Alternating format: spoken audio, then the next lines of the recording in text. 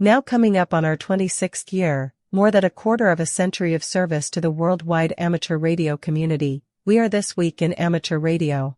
Your all-amateur radio and technology news magazine and bulletin service of the air. This is edition, number 1347, with a release and air date of Saturday, December 21st, 2024.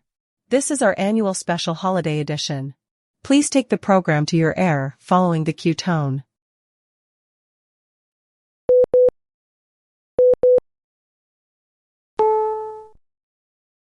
On the air all around the world on the amateur bands, and podcast on the internet since 1993, serving the amateur radio community with weekly, reliable, amateur radio news and special features, we are This Week in Amateur Radio, the worldwide premier amateur radio and technology news magazine and bulletin service of the air.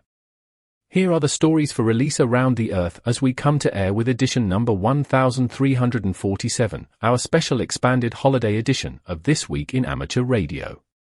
The league announces its roster of annual awards for 2025. Well-known scanner radio manufacturer the Whistler Group unexpectedly shutters operations. The ARRL asks amateurs to begin sending radiograms via its internet portal. The World Morse Code Championship takes place, we will tell you all about it. The ARRL announces the deadline is fast approaching to apply for Foundation Scholarship grants. 5 Cube satellites are successfully deployed from the space station. The European Space Agency launches its new Proba 3 satellite to create artificial eclipses. Straight Key Night is coming up on January 1st, and the first Kids' Day for 2025 will be on January 4th. The Intrepid DX Group announces the winners of the 5th Annual Youth Dream Rig Essay Contest. Nominees are sought for the CQDX Hall of Fame. Satellite pirates are using out-of-service U.S. military satellites. The International Amateur Radio Union locates non-amateur transmissions on the HF amateur bands.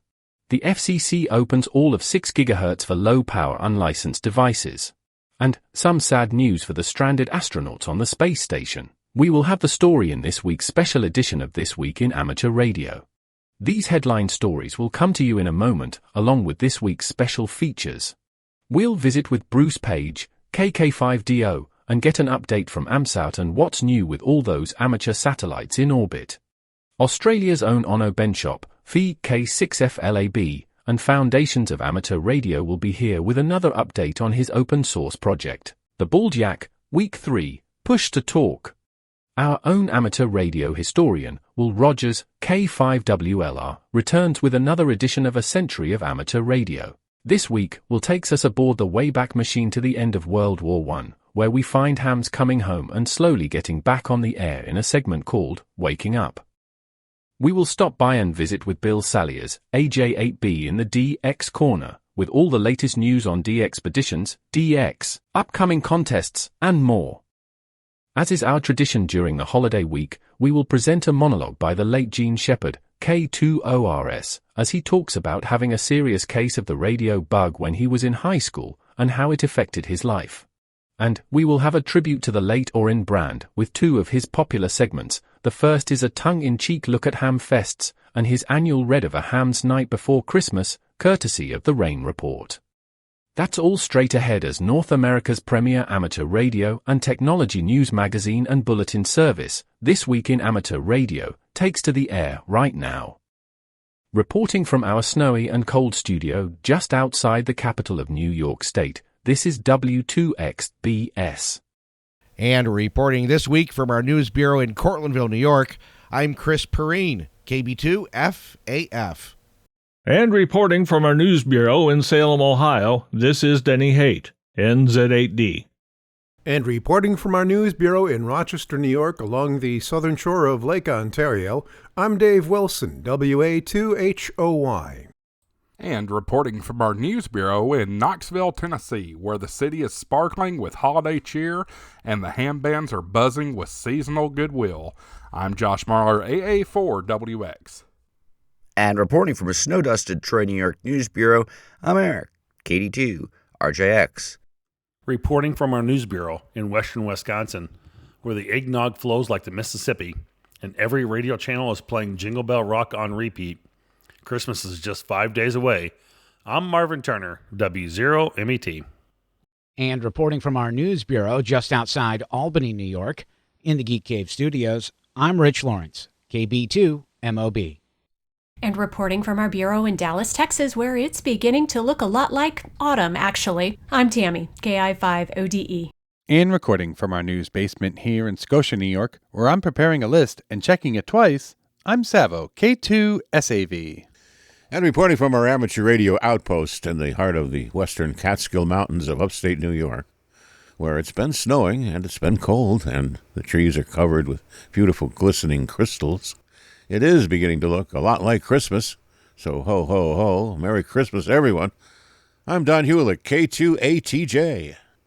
And reporting from our news bureau in Fayetteville, Arkansas, where we are still on the temperature roller coaster, and it's getting old and cold, I'm Will Rogers, K5WLR, now looking for a second blanket, preferably an electric one. Leading off our news this week, it probably isn't hard to think of someone you know in the hobby who goes above and beyond in service to amateur radio, their club, their fellow hams, or their community. Volunteers are the very core of the amateur radio service, and that dedication is what carries the ARRL field organization. Excellence in on-air operating inspires the rest of us to do better, build better, and do better. The ARRL seeks your help in honoring the outstanding work done by hams through the ARRL Service Awards. There are a host of different awards which are divided into 4 categories: Education Awards, Media Public Relations Awards, Technical Awards, and Distinguished Service Awards. The Hiram Percy Maxim Memorial Award, named for the founding president of the ARRL.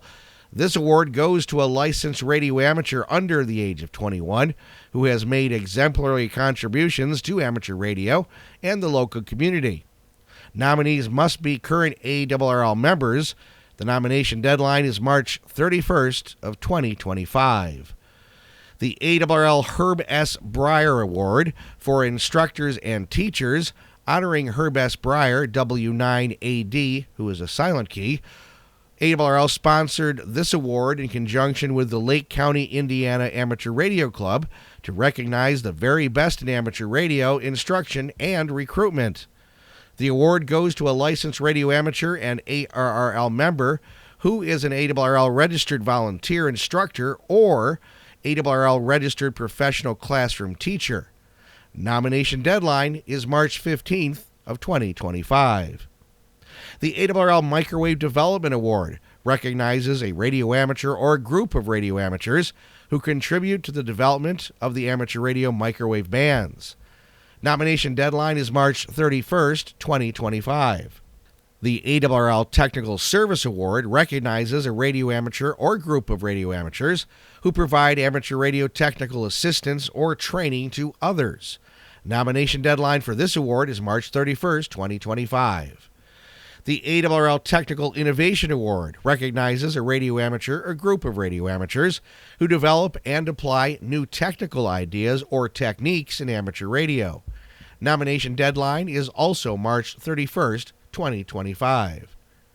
The ARRL Philip J. McGann Memorial Service Antenna Award, honoring Phil McGann, WA2MBQ silent key, recognizes a radio amateur and ARRL member who has demonstrated leadership in successfully promoting amateur radio to the public. Nomination deadline is also March 31st, 2025. The ARRL Bill Leonard Award, honoring Bill Leonard, W2SKE, silent key, consists of 3 annual awards that are given to professional journalists or journalistic teams whose outstanding coverage highlights the enjoyment, importance, and public service contribution of the amateur radio service. The award is given in 3 media categories: audio, visual, and print. Nomination deadline, March 31st, 2025. The Knight Distinguished Service Award honors Joe T. Knight, W5PDY, silent key. The award recognizes exceptional contributions by a section manager to the health and vitality of the ARRL. Nomination deadline is March 31st, 2025, for consideration during the July ARRL board meeting. And finally, the George Hart Distinguished Service Award, honoring George Hart, W1NJM Silent Key. The award recognizes the ARRL members' lifetime of activities with the ARRL field organization, including the National Traffic System and the Amateur Radio Emergency Service. Nomination deadline for this award is November 1st, 2025. Now, in our 25th year of service to the worldwide amateur radio community, you are listening to This Week in Amateur Radio.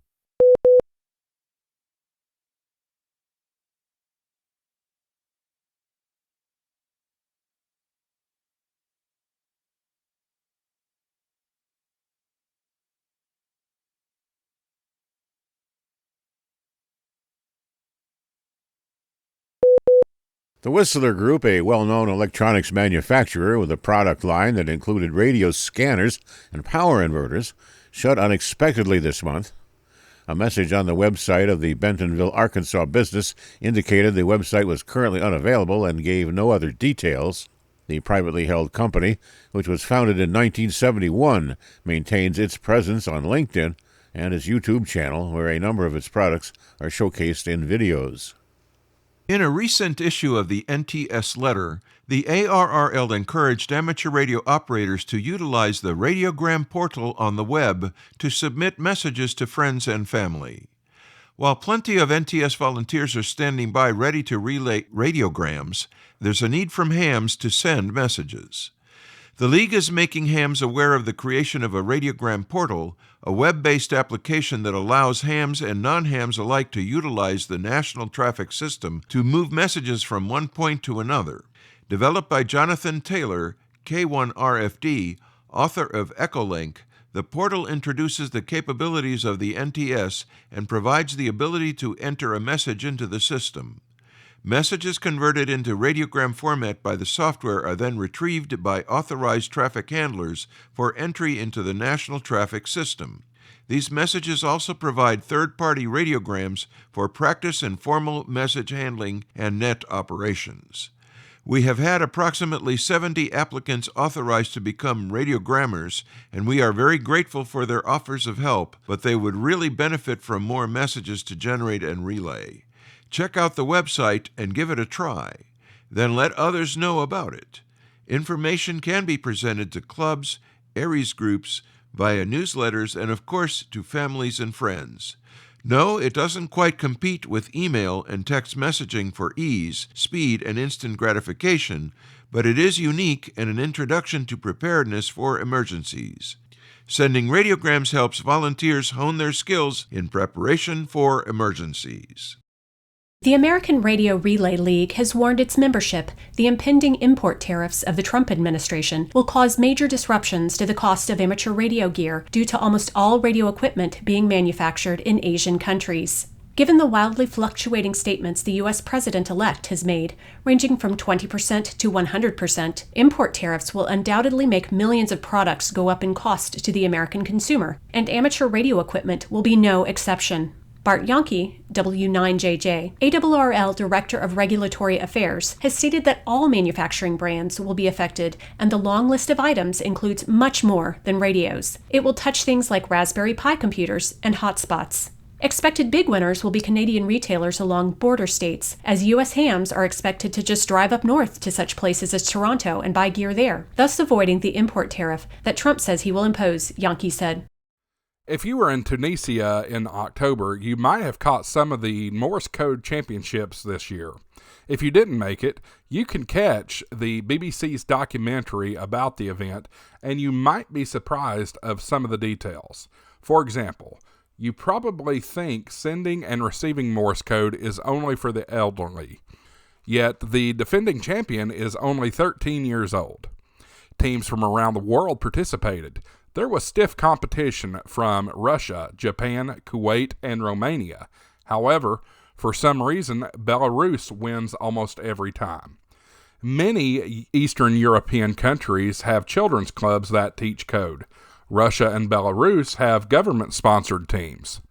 Morse code is very useful to amateur radio operators because it allows them to travel vast distances using little power and simple equipment. Morse code can also assist people who otherwise might have problems communicating, and some assistive devices use code, including a Morse code to speech ring the podcast covers. The speed records are amazing, and a young man named Giannis set a new record of 1,126 marks per minute. Code speed is a little tricky since things like gap size and what you consider a word or character matter, but that's still a staggering speed, which we estimate to be around 255 words per minute. While we can copy code just fine at those speeds, it seems more like modem noises. Learning Morse code isn't as hard as it sounds. Your computer can help you learn, but in the old days, you had to rely on paper tape. The International Amateur Radio Union has identified non-amateur transmissions in the amateur HF bands. The IARU monitoring system has released a log with accompanying video of hundreds of examples of non-amateur transmissions taking place across the amateur radio HF bands during 2024.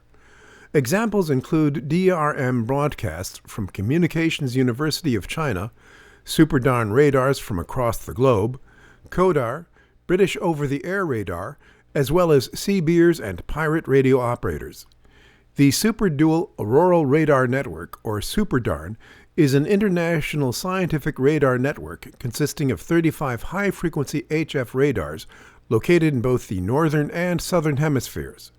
Superdarn radars are primarily used to map high-latitude plasma convection in the F region of the ionosphere.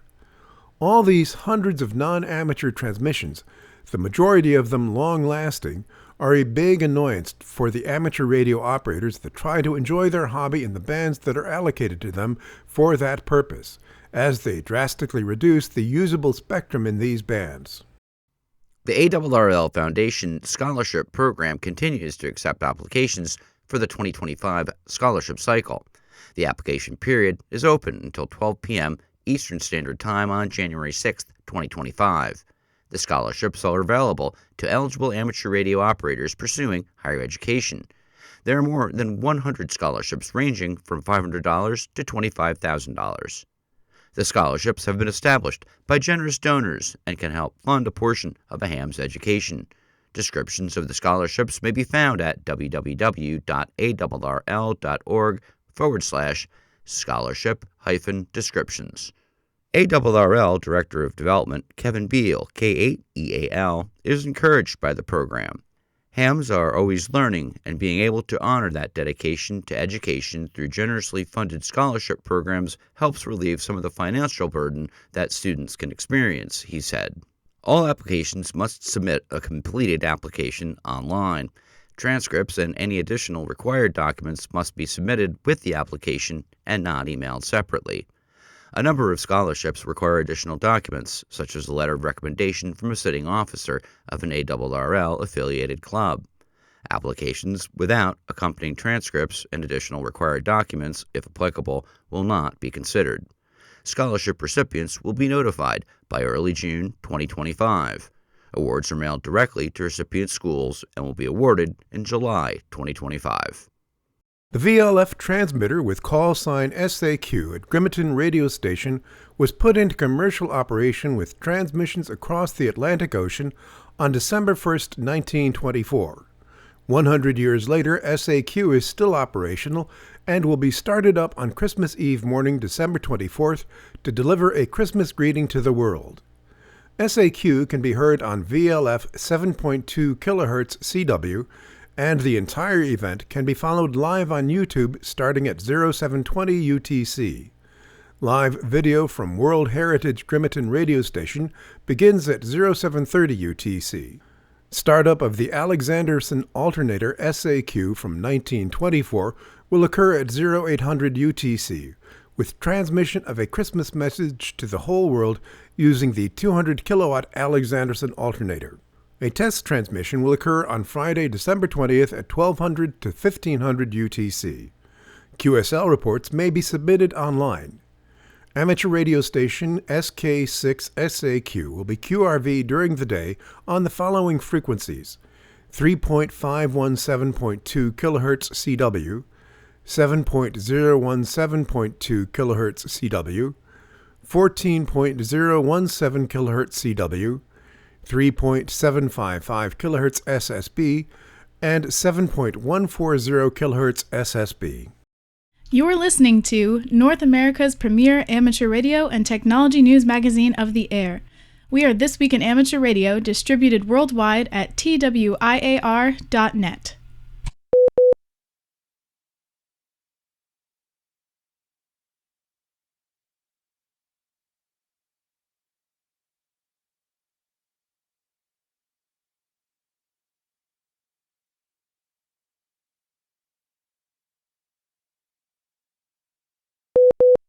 The Greater Cincinnati Amateur Radio Association 1936 Net will hold its annual AM night on Thursday, December 26, 2024, on 1936 kHz. The activities get underway with pre-net check-ins beginning at 6:30 p.m. Eastern Standard Time. The official net begins at 9 o'clock p.m. Eastern Standard Time and typically lasts 2 hours. The net control station is Bill NM4A, located at Union, Kentucky. The net typically attracts about 65 stations from all over the U.S. during the course of the evening. All AM check-ins are welcome. This is a great opportunity to hear some classic AM rigs, including heavy metal, military, broadcast AM transmitters, and state-of-the-art software-defined radio operating AM. AM Night will also appear on NetLogger to help keep track of check-ins. AMSAT is asking everyone to save the date and plan to attend its conference in March at the New Jersey Institute of Technology in Newark, New Jersey. HAMS and the various communities of professional researchers will be sharing their thoughts during technical and scientific presentations that will be available both in person and virtually. The conference theme is AMSAT's Big Year, and the dates are March 14th and 15th. The discussions, as always, will include how amateur radio techniques can help illuminate the study of ionic disturbances and other phenomena, including solar flares, sporadic E, and geomagnetic storms. Those attending in person on Friday, March 14th, will be able to go to the banquet dinner with a currently unannounced keynote speaker. The Friday program will offer an array of traditional science workshops. Saturday's lineup of talks will be directed at the various roles that ham radio operators as volunteers play in AMSAT's research efforts.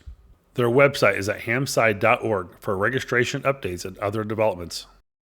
Kids Day runs from 1800 UTC through 2359 UTC on January 6th, 2025. Operate as much or as little as you'd like. The event is designed to give on-the-air experience to young people, to foster interest in getting a license of their own, and give older hams a chance to share their stations and love for amateur radio with their children. You can share the excitement with your own kids, grandkids, a scout troop, a church, or the general public. All participants are encouraged to post their story and thumbnail photos to the Kids Day Soapbox page. Tell the world about your operations, the fun you had, and the contacts you made. Remember, ARRL must have a completed release form in order to include youth photos younger than 18 years of age in ARRL publications. There will be a second ARRL Kids Day on June 21st, 2025. More information, including frequencies, suggested exchanges, and how to download a certificate can be found on Kids Day on the League website. President-elect Donald Trump has picked Kari Lake to run the Voice of America. Lake had been a popular news anchor for KSAZ-TV Phoenix prior to losing elections for governor of Arizona in 2022 and a U.S. Senate seat in 2024. I am pleased to announce that Kari Lake will serve as our next director of the Voice of America. She will be appointed by and work closely with our next head of the U.S. Agency for Global Media, who I will announce soon, to ensure that the American values of freedom and liberty are broadcast around the world fairly and accurately, he said. Voice of America, or VOA, is the largest U.S. international broadcaster, providing news and information in nearly 50 languages to an estimated weekly audience of more than 354 million people, according to its website. VOA produces content for digital, mobile, television, and radio platforms. It is also distributed by satellite, cable, FM, and medium wave, and is carried on a network of more than 3,500 affiliate stations. VOA is part of the U.S. Agency for Global Media, the government agency that oversees all non-military U.S. international broadcasting. It is funded by the U.S. Congress. The head of VOA must be approved by the U.S. Senate. The director of the VOA is appointed by a vote of the 7-member advisory board. In a recent episode of Leo Laporte's This Week in Tech, the panel explored what is being called the worst hack in U.S. history. That would be China's Salt Typhoon. This massive cyber espionage campaign has compromised United States telecommunications infrastructure, leaving officials increasingly concerned about the far-reaching implications for national security. The Salt Typhoon hack, first reported in October, has been ongoing for months, with some instances dating back a full year. Chinese hackers have exploited vulnerabilities in the outdated U.S. telecom system, gaining access to the communications of high-profile individuals, including those in politics, intelligence, and law enforcement.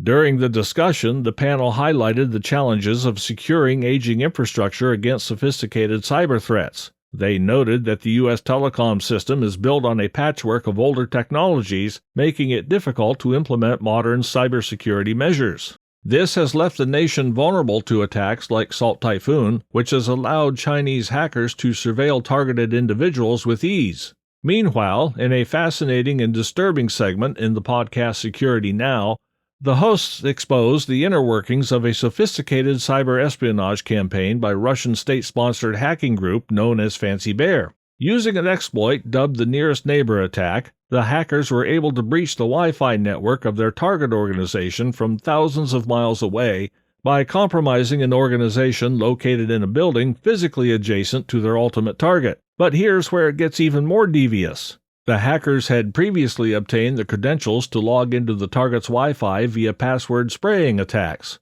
Once on the network, the attackers moved laterally, searching for key data, and exfiltrated it back to Russia. They relied heavily on living off the land techniques, utilizing common Windows tools to help cover their tracks. A sufficiently motivated adversary with enough time and resources can find a way to penetrate almost any network. 2 European Space Agency satellites launched aboard an Indian rocket on December 5th, beginning a mission to study the Sun's corona and demonstrate new spaceflight technologies.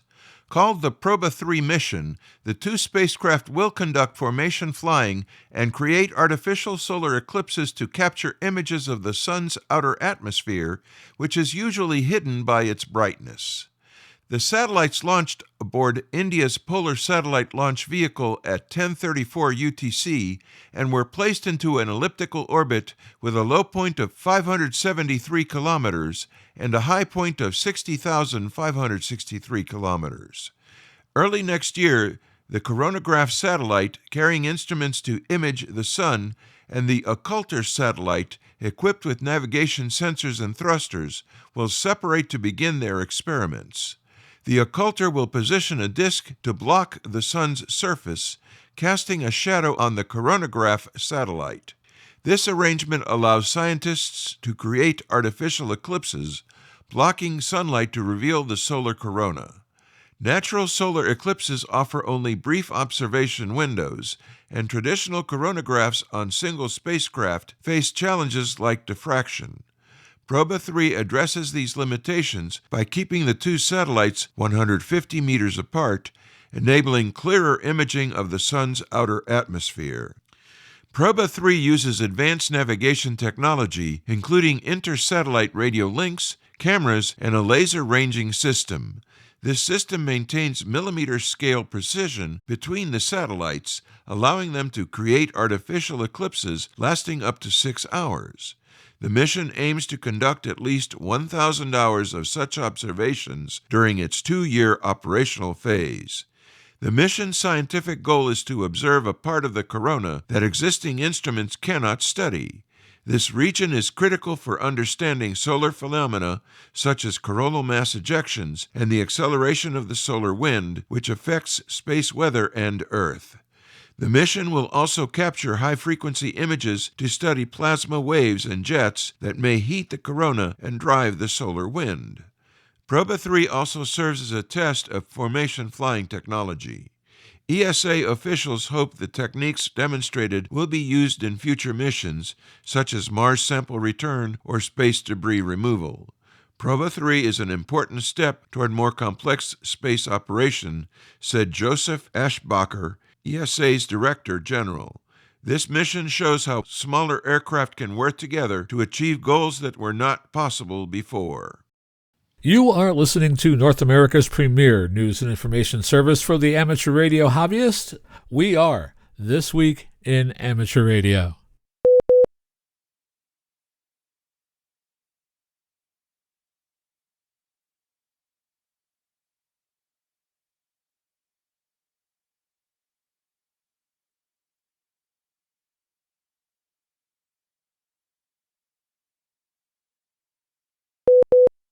Season's greetings. This is W2XBS.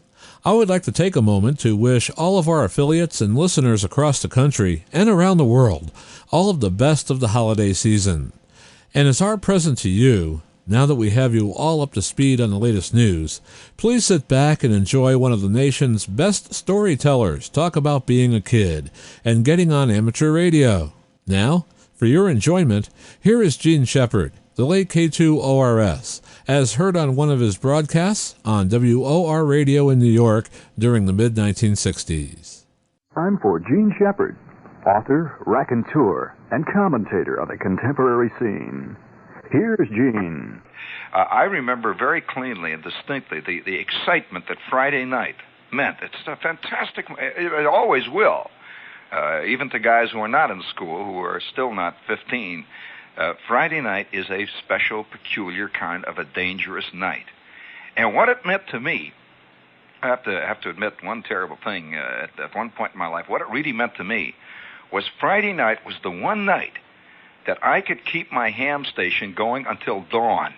I did not have to get up early in the next morning. Even my paper route did not work early morning Saturday. The paper was not delivered on Saturday morning. I made my collections Saturday afternoon, but I could stay up all night. And I'd come home from a date, you know, the whole scene. I'd have the whole bit going.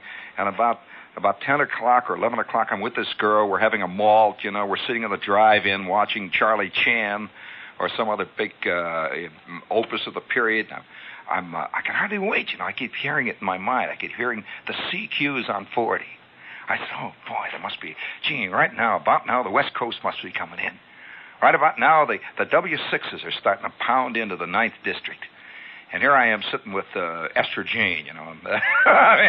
Esther Jacobs saying, gee, what, a penny for your thoughts.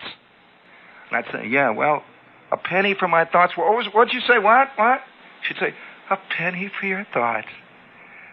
And I'd think for a minute, and I'd say, shall I tell her about that pi section network I was thinking of in my mind? This pi section network, I got a terrific idea to change the standing wave ratio on my 600 ohm feed on my 40 meter ZEP. Shall I tell her about that? And then it would come out, you know, and I'd say, yeah, okay. And I'd say, you know, Esther, what I was thinking of, that there is in the handbook, in the ARRL handbook, there's a terrific section on pi section networks.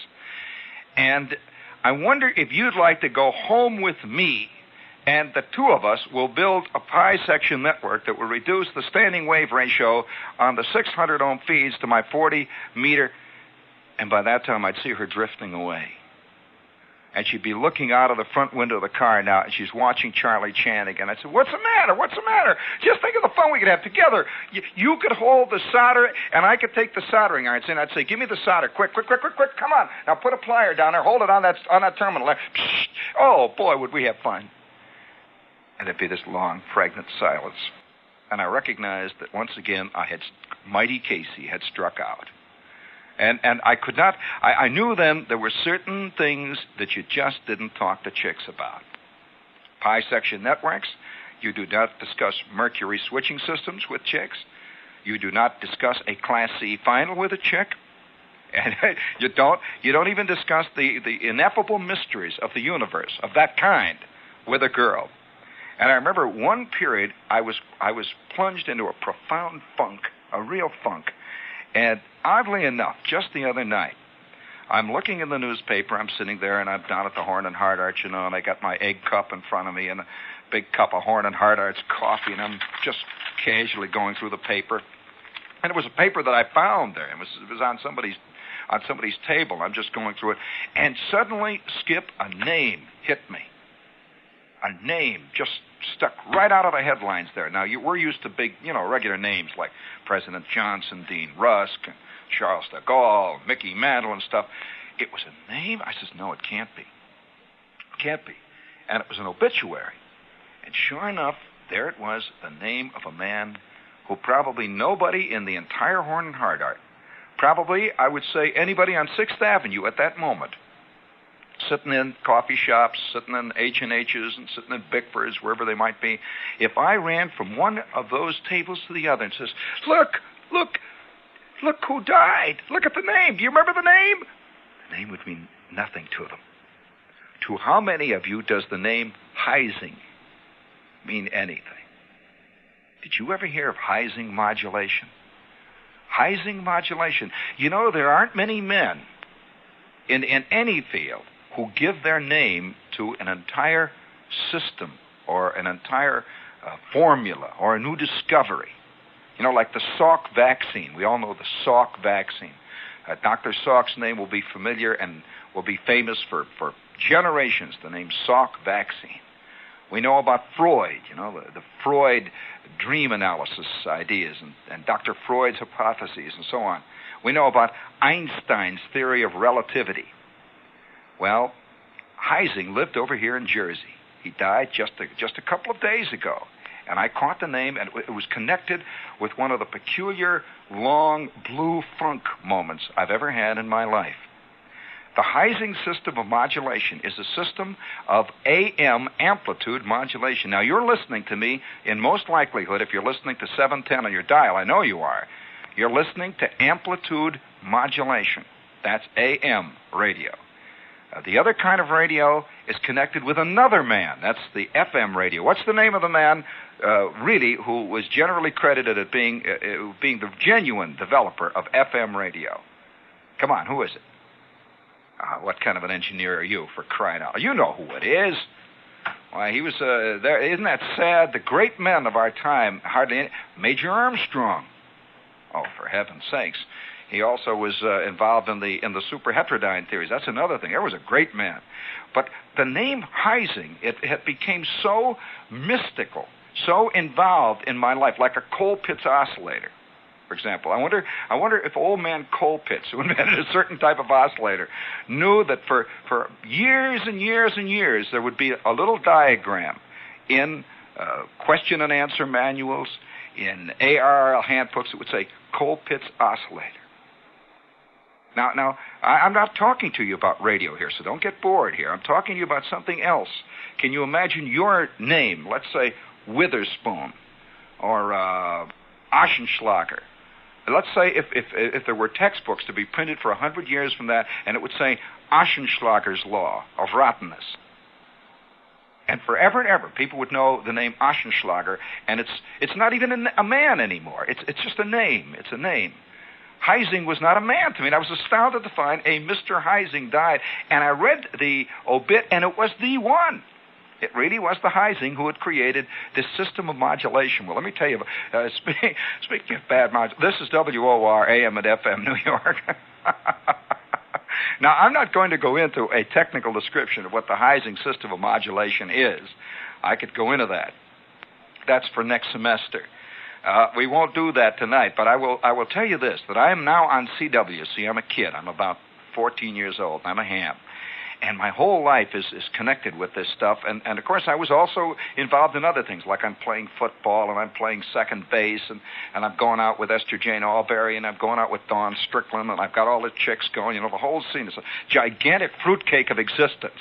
And connected with all of it, of course, and somehow weaving through it in this tapestry, was this thing of back home in the front bedroom, my shack.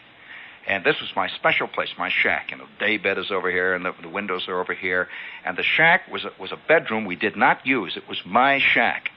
And I had this old table that I had bought from the Salvation Army for $1. And I'd cleaned it, and I'd put Formica on the top of it and polished it. I had a little vise on the side of it, and I had the desk drawers all cleaned out, and I had compartments in there where I had resistors and condensers, and I had the whole scene. I had a clipboard off to the left where I kept my log sheets and my plate readings and my grid drive readings and all that. And I had a rack. I had a 4.5-foot rack that I bought I bought it in an old used radio store, a place where you buy old radio junk, and I bought this rack. It was a big 4.5-foot rack, and it had big 19.5-inch panels across it, and in it, this big 4.5-foot rack, which is a great big piece of iron, I had a 10-watt transmitter. That was the joy, the light of my life. It was CW, and every night when all the other kids, were sort of just hanging around the living room and walking around picking their teeth and crying and whining and looking out of the window and yelling down the hot air register, the stuff that kids do, I would be in the front bedroom in my shack with my key. We'll be back with more of Gene Shepard, the late K2ORS, as heard during the mid-1960s on WOR Radio in New York, after we pause 4 stations on the network to identify. You're listening to This Week in Amateur Radio on the W0KIE Satellite Radio Network.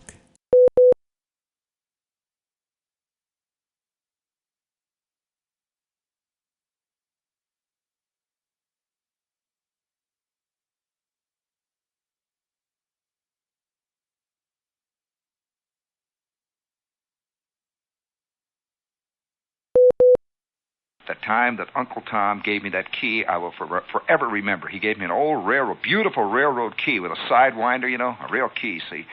And I would be down there at maybe 10 or 11 o'clock at night, and I'm on there with my cans, my Brandeis earphones hanging on my head, and I'm on 40 meters.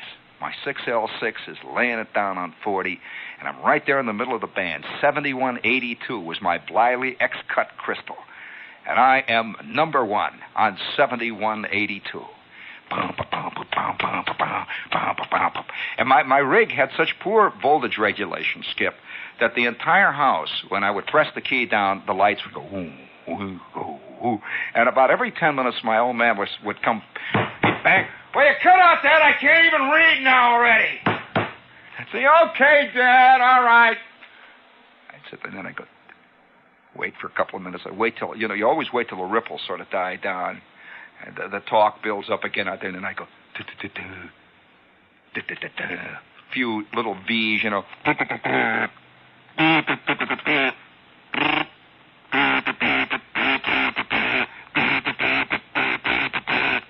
I am laying it out on 40. So this is my whole life. I walk around the streets with Esther Jane or with Helen Weathers or with Dorothy, or one of the chicks I was going with, and I would hear a horn. A car would go past, you see. And I'd hear that old horn blow. You always hear this. If you're a real CW man, you hear it, and you can never get rid of it. You hear it all the time.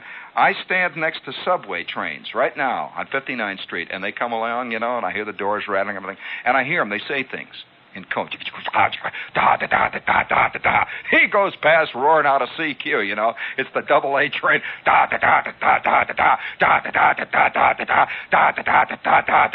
I can hear a CQ just as plain and easy. I'm walking down the street with Helen Weathers or with Dorothy Anderson, and I hear the horns. The horn goes. Some guy sends a K. I turn around and go. And there's a dull silence there. And then I'd hear obscenities. I'd walk along and somebody'd send an obvious obscenity. He doesn't know he's doing it, He just said, I'd dig Dorothy. I said, you hear what he said? She said, what? And, of course, the word got out that I was kind of a nut. Kids who do things that all other kids don't do are always kind of looked upon as the nut, the crowd. Well, about that time, it was maybe about a year after I got on CW. And I was going up for my Class A examination. Now, this is a special exam that you take that involves amplitude modulation. It's about telephone, radio telephone, this whole business that we're involved in right now. You and I, you're listening to me on a radio set. I'm talking to you on an amplitude modulation transmitter and so forth. Well, that was that whole theory, diagrams, and the whole business. And there was one special section called the theory, the adjustment, and the maintenance of the Heising modulation system. And I got involved in that. Somehow I began to dig this system. It had a nice symmetry about its diagrams. It was somehow I dug at the theory of the Heising system. Don't ask me why, I can tell you now. One thing, it's cheaper than most other systems. And I began to dig this Heising modulation system. And then I began to go down to the old surplus radio stores, and I began to look for chokes, filter chokes and stuff that I could build, I could use to make this Heising system. And it became almost the next big goal. You know, as we all live in our lives, whatever little life we have goals achieved and goals about to be achieved, and we have goals we're aiming at all the time. So a guy may live during a certain period in his life, and his idea is get a boat. And he walks around the street and he thinks about boat. Or he may have this thing, get a promotion, get to be the chief clerk, get to be the chief clerk. And he thinks about this all the time, get to be the chief clerk. Other guys have the thing, I'm going to make money on the AT&T. I'm going to make dough. You see, the reason we dig horse racing and the stock market and that kind of thing is because you can see goals achieved and also goals failed. That's part of it. And so each day is a whole series of little goals. Gee, if I can only get away to get a cup of coffee. Holy smokes, if I can only get away, get a cup of coffee. Oh, wow. And you go for about a half an hour, so you're working away there, and then all of a sudden you say, I'm going to go and get a cup of coffee. And boom, the next thing you know, you're sitting down there at that good old chock full of nuts, and the coffee's out there, and a goal has been achieved. A goal has been achieved. Bing, it's big, you know. It's there, you see. And there I was beginning to develop this thing, and Heising modulation. Now, I know this means nothing to you, but millions of hams are listening, and they're saying, yeah, man, yeah. Well, at that same time, there was a girl that I was really hung up on. I don't even remember this girl's name. It was one of those brief, momentary things, you know, where you get hung up on a chick. I remember she had dark hair, and she had sort of pink, light-type skin, and I remember she lived on the north side of town. And I remember I used to ride over there about every second day with my Elgin bicycle like mad through the gloam just to look at her house, you know, that kind of thing. Just to ride past her house once in a while, like, hey, wow, look out. She'd never look out. But once in a great while, I'd see her at the tennis court, that kind of thing. I had a big hang-up on this chick. And at the same time, I had a hang-up on Heising modulation. Well, one day, I'm in this store, this old junky store that we used to go to.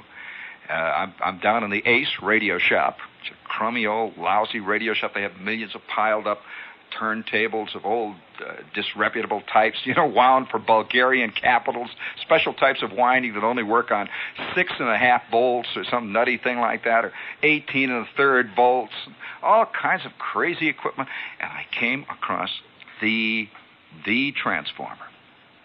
It was perfect for my Heising modulation. Well, I had about $1. That was about as much as I could go. And old Sam, back at the counter there at the Ace radio shop, is looking me right in the eye, and he says, $1, are you kidding? Do you realize it's a 300 mil transformer? What are you talking about, Mac?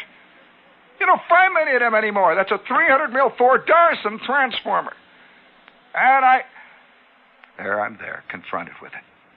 Well, that night I had a date. I had $1. This son of a gun wanted 2.5 for this transformer. Now, I had probably a total stake at the time of about $3, of which $1 was to go for a transformer that day, or something else. Maybe I wanted to buy whatever I was going to get. It was going to be $1. See, I figured $2. Well, we'll go down to the Orpheum, me and this chick.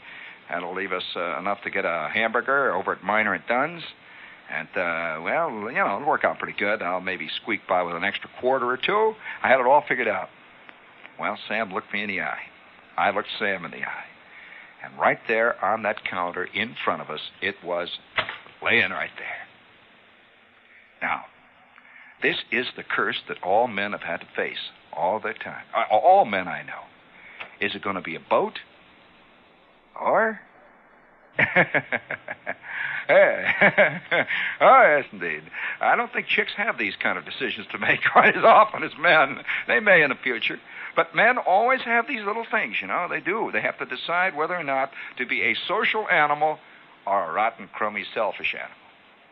Now, usually they devise it in such a way in their mind to be both. And so the guy will say, well, if I buy this transformer, I will be a happier person to be with. Not only that, I will be more fulfilled. And then I could certainly be able to fulfill my role with Esmeralda much. But actually, I'm investing in her if you look at it in a certain way. If you look at it a certain way, in a certain light, that the best thing I could do for her would be to buy this 300 mil Thor Darson transformer and build up my Heising modulation system, and from there on in it would be hotsy-totsy. That's the way my mind went. We'll be back with more of Gene Shepard, the late K2ORS, as heard during the mid-1960s on WOR Radio in New York, after we pause 4 stations on the network to identify. You're listening to This Week in Amateur Radio on the W0KIE Satellite Radio Network.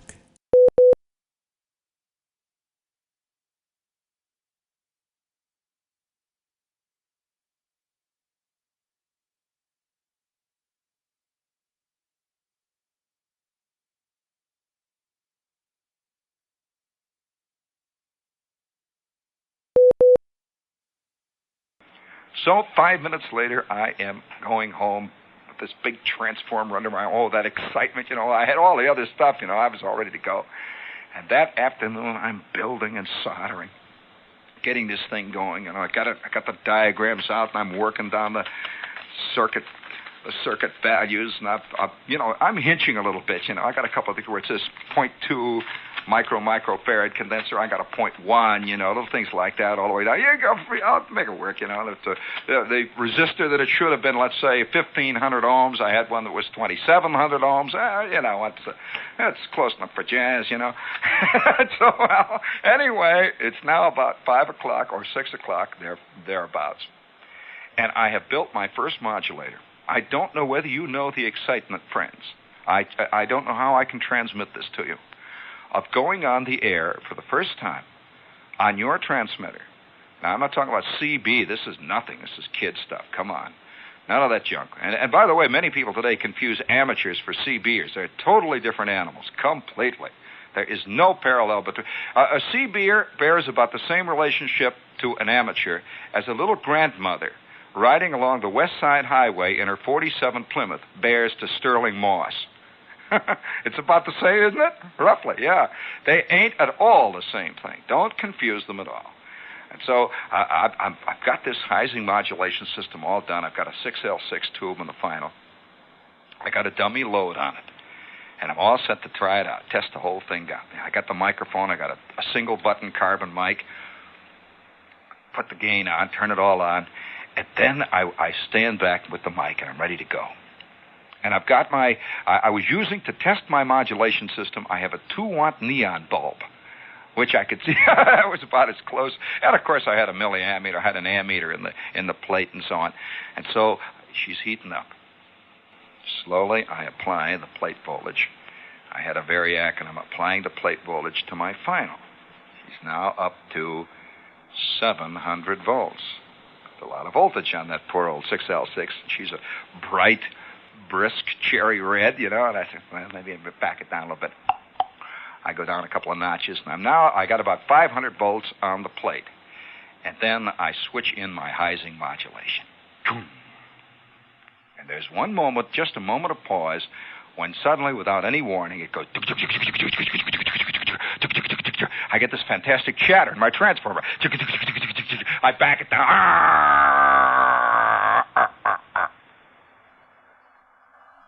I look at it. Wait a minute. I turn off the switches. Get out the diagram. I'm checking it over here. Check. Everything checks out. Yes, indeed. Let's see here. Well, maybe I had just too much gain on the input there. Maybe she was overloading. Motorboating. That's it. She's probably motorboating. So I turn it on again. I stand back and wait. Everything in my 6L6s glow this nice cherry glow, and I turn up the gain a little bit. Hello. 1, 2, 3, 4. Hello. Hello. Ooh, for crying out loud. I back it down a little bit. Hello. By the way, Mr. Heising was doing this to me, in case you don't know it. The man who just passed into the great beyond over in Jersey. Hello. And it was the first time that I'd ever encountered one of the major curses of mankind, downward modulation. Now, that means nothing to you, friends. Except, suffice it to say, that when old Shep talks to you here, the transmitted signal of WOR goes up. As my voice goes up, the transmitter, the signal goes up. Well, my transmitter was working the opposite. As I would talk into it, it would go down. And I'm holding the thing up there, hello, hello, hello, hello. And now it's getting about 7 o'clock, see. Hello, hello, 1, 2, 3, 4. Oh, what a curse. And I could not get... And by that time, I decided, well, there must be something wrong. I'm not checking it right, so I'll call CQ. Hello, CQ, hello, CQ, hello, CQ, hello, CQ. And I'm tuning back. Hello, I'm on 160, in case you're interested in the band. Hello, CQ, hello. And I stand by. And immediately a guy comes back right on the frequency. Gong! W9QWN, W9QWN. Hello, no. Fantastic signal. W9QWN, W9QWN. This is W9XXX standing by. Do you hear me, old man? W9XXX, yeah, this is W9QWN here. You're Q5R9 Plus here, old man. The handle here is SHEP, S-H-E-P, SHEP. Handle here is SHEP. We're running a single 6L6, about 10 watts, Heising modulation, modulated by a single 6L6 here, and a single button carbon mic. I'm using a 40 meters up with the okay, W9XXX, W9QWN standing by. That signal comes back. W9QWN. This is W9 triple X. I recognized him as one of the great famous hams of the area. You know, it's like talking. It's like if you're an aviation nut and all of a sudden you're hooked up with Lindbergh. You know, I mean, you're down at the flying club and you two are discussing flying together. You know, and he comes back to me and he says, "What'd you say the handle was? I don't remember working you before. I just thought I'd call you. You're messing up the band." You're lousing up the frequency here. It sounds to me like you've got a little downward modulation, and I don't think you're final. It sounds a little bit like you have a lot of parasitics there. And not only that, it sounds to me just a little bit like your neutralization is way off, man. Just thought I'd call you. I didn't want to get involved in any long rag chew. You better look into it, old man. And I'm going to QRT now. I think I'll pull a switch, and don't bother to come back. You sound rotten. Don't bother. Come back, old man. It's all right, fellow. Your signal here is about, I'd say, around a Q2 to 3, about an R2. Well, that meant that he had to turn up everything he had just to hear me. And when he did turn it up to hear me, I was just rotten. And so he just, boom, he's gone. I'm sitting. Heising modulation, eh? Yeah, I turn it on again. I take my neon bulb. This time I put the dummy load in. See, I'm not going to radiate all over the band. And I get on there. Hello, hello. It keeps flickering downward. It's now 8:30, 8:45. My chick has been waiting for me since 7. It's at 7 o'clock. Well, I finally realize, you know, this way lies madness. In this way lies the antisocial animal. And once you have committed yourself to the antisocial animal, forever you'll be down in some dank basement, surrounded by half-empty ball jars full of nails. The rest of your life will be given over to this insanity, whatever it is. I knew that even then, as an animal. I knew even then that hang-ups can devour you. And so, about 8:45, I looked at this thing. I says, okay. I turned it off. And 15 minutes later, I am picking up this chick. And 10 minutes after that, we are on our way to the Aragon. We are on our way to this place where they had these terrible bands and stuff, see? And all the way on up, all I could think of was downward modulation. All I could think of, it was like I had failed as a man. I wonder, it's too bad that Tennessee Williams doesn't write plays about the things that really get guys going, that really get guys hung up. I have known guys for 2 solid years to be eaten up inside. I mean eaten up. Where they yell at their chicks, they threaten to kill their daughters, they take a shot at their boss because of one thing. They get rotten gas mileage. They're getting 8 miles to the gallon. And it burns them up every time they go into that gas station. You know, they bought this monster, and it takes 14 gallons of gas just to get to town and back. It's like Ahab and that whale, you know. And so we are on our way to the Aragon Ballroom. Well, have you ever danced with a chick when you got a Heising system of modulation on your mind with downward modulation and also a bad problem with parasitics? All the time I'm hearing parasitics in my mind, and parasitics are awful things. They're like little Well, when you hear parasitics on the air, you know it. It's like a swarm of awful, angry, sort of somehow debauched, erotic locusts. They surround your signal. It's a fuzzy signal. If you could tune past WOR and it sounds like a shaving brush that's been drinking, that would be like my signal was on 160, and I'm bugged. We'll be back with more of Gene Shepard, the late K2ORS, as heard during the mid-1960s on WOR radio in New York, after we pause 4 stations on the network to identify. You're listening to This Week in Amateur Radio on the W0KIE Satellite Radio Network.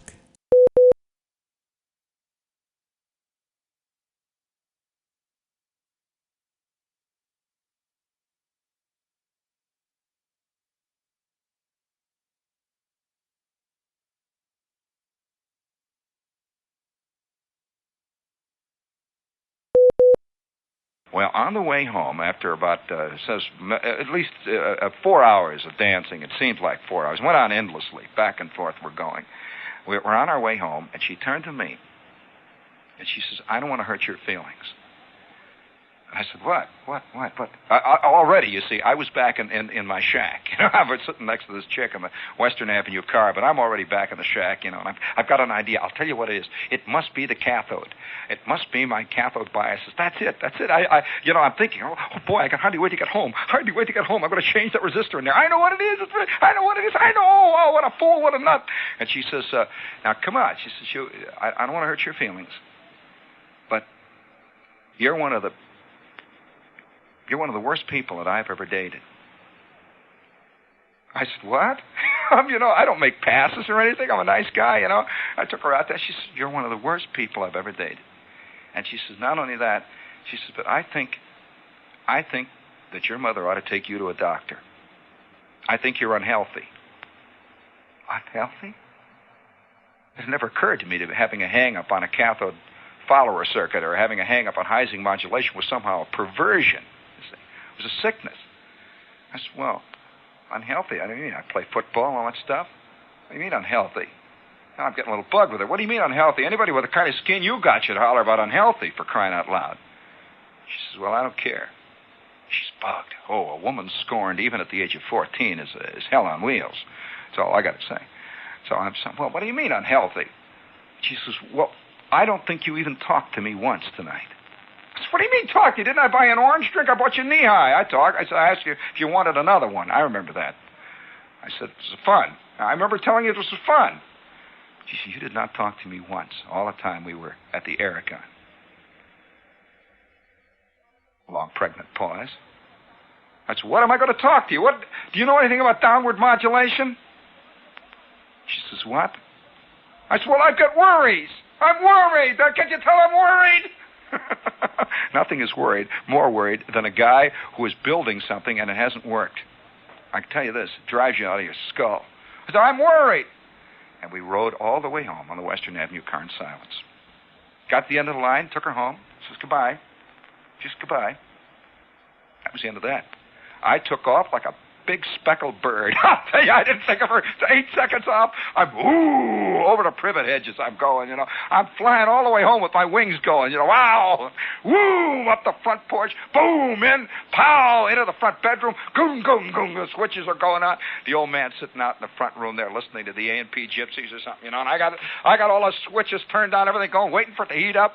I got the soldering iron heating up, and I've got the solder out there, and I have got that 2 microfarad condenser, which I should have put in the very beginning in the cathode.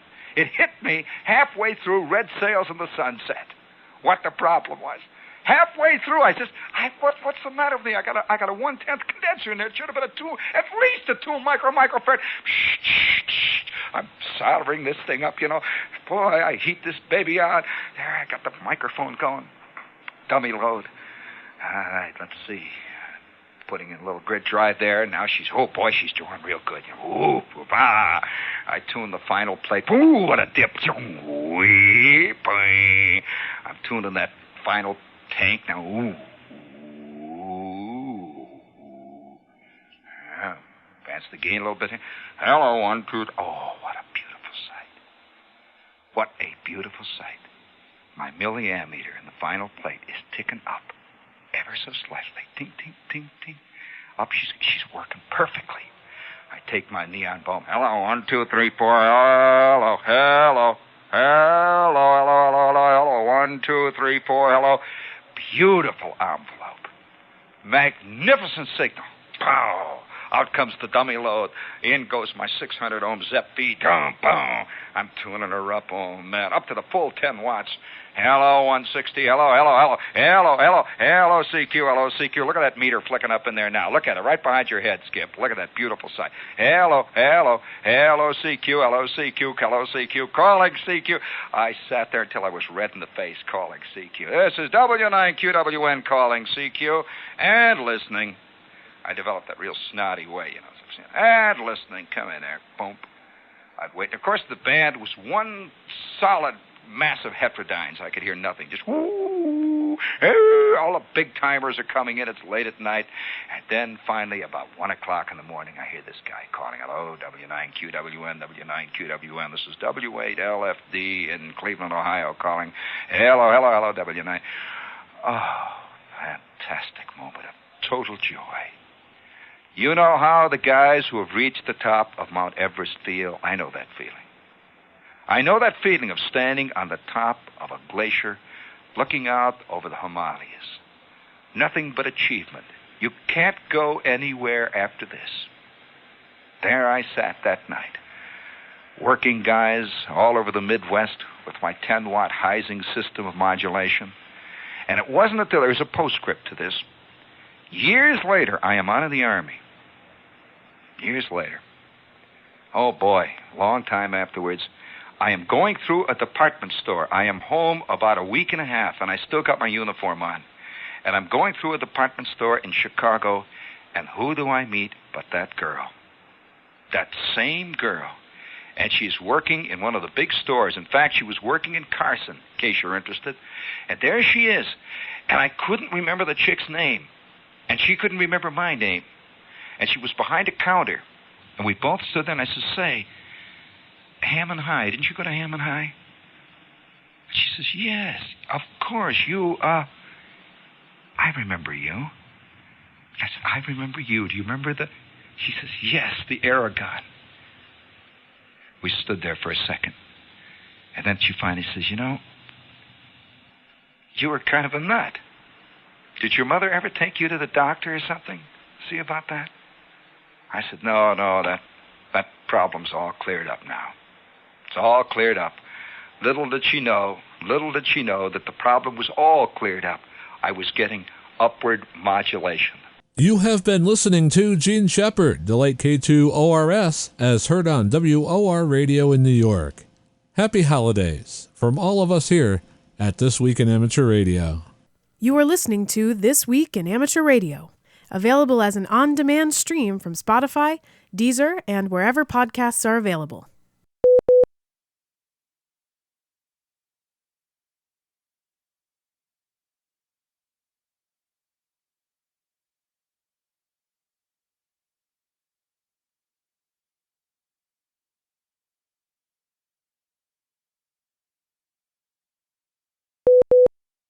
I'm Kent Peterson, KC0DGY, continuing to sit in for Will Rogers, K5WLR. In this Rain Hamcast, we're going to honor Orrin Brand, K9KEJ, a ham whose voice was heard weekends across America for decades with his outdoors radio show. He became a silent key on November 15th, 2023. You probably won't recognize his name or voice unless you lived in the greater Chicago area in the 1980s or later. We're going to let you hear from him for the next few minutes as we bring you two readings from him. The first, his tongue-in-cheek commentary he wrote and voiced for the Rain Report. Orrin was introduced by Larry McGlure, KB9DIP. From the darkened studios of the Radio Amateur Information Network, I'm Larry McGlure, KB9DIP.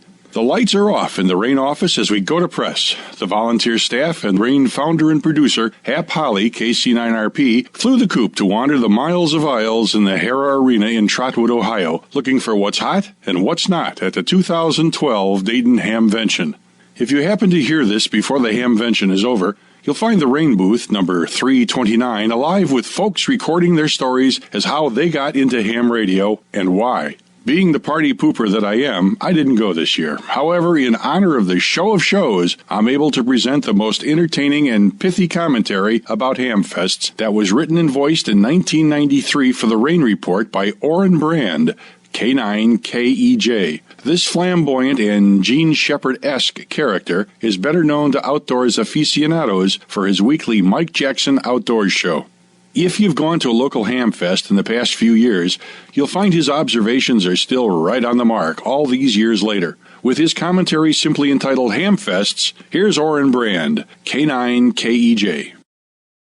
Right at the outset, I will qualify this dissertation by telling you I've been a ham operator since 1957. And I've managed to dabble with many of the facets of our hobby. I've been fortunate to partake in slow and fast scan television, RTTY, AM, SSB, FM, CW, phase modulation, moon bounce, microwave, HF, VHF, UHF, DX, rag chewing, you name it. No packet though. I've even toyed with the idea of packet, but haven't done it. Figured I'd spend enough time in front of a computer screen all day as it is. And over the years, I've discovered ham radio has something for everyone, especially for those folks who love to go to hamfests. What? Have I hit a nerve? I'll never forget how I felt at my first hamfest back in the 50s. Don't try to figure out how old I am. I don't even know where it was, except that it was perhaps someplace in central Illinois. There were food stands selling delicious barbecue ribs, Italian beef, hamburgers, fresh sweet corn, and other assorted foodstuffs every normal kid would die for in those days. You could gaze upon row after row of folding tables set up like little communities, almost like dominoes. Looking back now, that first Hamfest experience reminds me of town festivals and celebrations where everyone shows up. Each table held the promise of some kind of adventure. There was a table with used night kits from Allied Radio in Chicago, stuff like an ocean hopper and Space Spanner super regen receiver. There was a table full of old Heath kits. There were Helicrafters, S-38s of various model designations. You know, the S-38, the S-38C, D, E, the whole shot. There were a lot of old HROs. A few Mint Collins receivers, some WRL Globe gear, maybe a Globe Chief 90A or a Globe Scout 65 or a Globe Champ 300. Many of my friends and I were novices, while also soon after got a tech license to go along with a novice ticket. None of us ever wanted to be labeled as KN9s. Being a K9 brought us respect, despite the fact that hams in their 30s and 40s still called us short pants. Well, anyway, back to the Hamfest tables and the people who set up all that gear. I remember several Chicago area guys with tables loaded with Army surplus stuff. Gear like the command sets, BC 458s, 454s, 455s, 348Qs, 1625s. They filled the tables. Dynamotors, PE 103s, they were converted to run this 24-volt stuff, and if it didn't smell of mildew, my friends, it wasn't authentic. The wild thing was that back then, there was no such thing as a handy-talkie. The closest thing to it was a 2-meter transceiver made by the Springfield Company that came with a telephone handset, real classy. Try lugging that thing around. As the years went by, the complexion of some of the gear changed somewhat. You could still see a National NC300 or two, maybe a few Heathkit AT20s or DX35s, and hopefully a DX40 or two, but never a famous DX100. Those infamous Collins KWS-1s were always sold in private deals, as were the Johnson Viking Thunderbolt kilowatts or Viking Rangers and Valiants. But wait, the lights flash, the earth shakes, and we're transformed through years of strife and upheaval, and it's now 1993. And wait a minute, hold it, what's that? What's that stuff on the table over there? At the Corn Dancers Hamfest, my God, it's an old command set, complete with its built-in antenna tuner, so anyone can load up a wire fence or even a screen. Why, there's even a set of extra 1625 tubes. Shh, don't tell anybody. Will you look at that? That's the same guy, the same clown selling that same junk from the late 50s and 60s. He's still alive, still around. I'm sure many of you experience similar happenings. When some of my ham friends and I get together for an evening of dinner and conversation, we often comment that even if any of us haven't attended a hamfest for, say, 20 years or so, we'll still find the same exact people trying to hawk their wares. And we firmly believe that much of that junk on their tables is the same exact stuff that we saw back when we were kids. Now, don't go and get your juices all soured up now about these comments. It's true, and you know it, if you've been around a while. And isn't it amazing how hamfests bring out some of the more, let's say, unusual of our fraternity? I mean, just a couple of years ago, I attended one near Chicago, and sure enough, there they were. A lot of real old-timers I saw when I was a kid, still wearing their hard hats, crumbling civil defense stickers affixed to the front. There they were, the ones with the old GE, or tongues-all pocket protectors, with 6 pens, 4 pencils, and a metal protractor tucked away, just in case they need to make an accurate measurement of someone's life. My friend and I also noticed that hamfests seem to attract the unwashed, unclean, and oftentimes the outrageous of our fellow amateurs. You will definitely see lots of people with huge bellies, rotting teeth, wearing sweat-stained T-shirts that only cover halfway down while also broadcasting bad breath and the worst BO ever. There are salt-of-the-earth folks who will plunk down 2 G's for some ultra-new gear while their kids pick lice out of their hair. Somewhere else, things will be different. But my friends, nowhere else in the world will you see a human being with 3 handy talkies on his person, with 2 clip-on speaker mics, along with 2 earphones, 1 for each ear. I honestly saw one clown with 4 HTs all going off at once. "Get over here quick," he yelled into his mini mic. "I think I can get a mint set of Gonza twins for you off this table. I'm in front of for practically nothing." And then someone calls out my name and call letters. And my deepest and darkest fears begin to surface. Someone recognizes me after all. Oh, no, it can't be. He comes running up to me in bib overalls, cowhide boots, 4 pounds of mud and maybe manure under his fingernails, a beard ZZ Top members would love to have, and an extended hand to me. That hand, by the way, probably hasn't had an intimate relationship with a bar of soap in the last 25 years. "Glad to see you, old buddy," he yells over the noise of his dual-band talkie. "What you doing here?" Not wanting to completely insult him, I only shake part of his hand. The fingertips, I believe to be more sanitized than the rest. "I came to see if time really did stand still, as some people claim it does at hamfests," I explained. And then I saw it, out of the corner of my eye, a flash, a ray of sun glancing off its smooth, shiny exterior. Whew, like a whoosh. A chrome, Vibraplex semi-auto bug, the Rolls-Royce of CW people worldwide, a long time ago. No electronics here, just straight fist pounding, 599, good luck in the contest, 73. I left this guy in mid-sentence and ran across the dirt path to the table with a guy wearing the old white hard hat. "How much?" I inquired. $300 because it's got new jeweled movements in it, he replied, not being affected by my teary eyes. All right, he then mumbled. "I'll give it to you for $200, and that's that." All the way home, my car smelled of mildew, a reminder I had reacquired some great artifact from my past, and at the same time understanding I truly visited a place where time warps are for real and the ghosts of ham operators past are alive and well, still selling their junk to kids, just like me. Happy scavenging. This is Orrin, K9KEJ, for rain. We'll conclude our few minutes featuring Silent Key Orrin Brand, K9KEJ, with the reading of A Ham's Christmas, written some years ago by the late Walter A. Tompkins, K6ATX. 'Twas the night before Christmas, and in the ham shack was the warm glow of tubes in the transmitter rack. The logbook was brought up to date with great care in case the FCC might someday be there.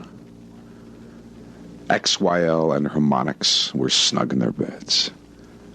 No Tennessee Indians to addle their heads. I plugged in the mic and my new VFO, getting all set for a nice QSO. When from the relays there rose such a clatter, I yanked the big switch to see what was the matter. Then up on the roof, by the 2-meter beam, there came QRM like a heterodyne scream. On Gonset, on Babcock, on Viking, and Elmac, on Ranger, on Collins, on Heathkit, and IMAC.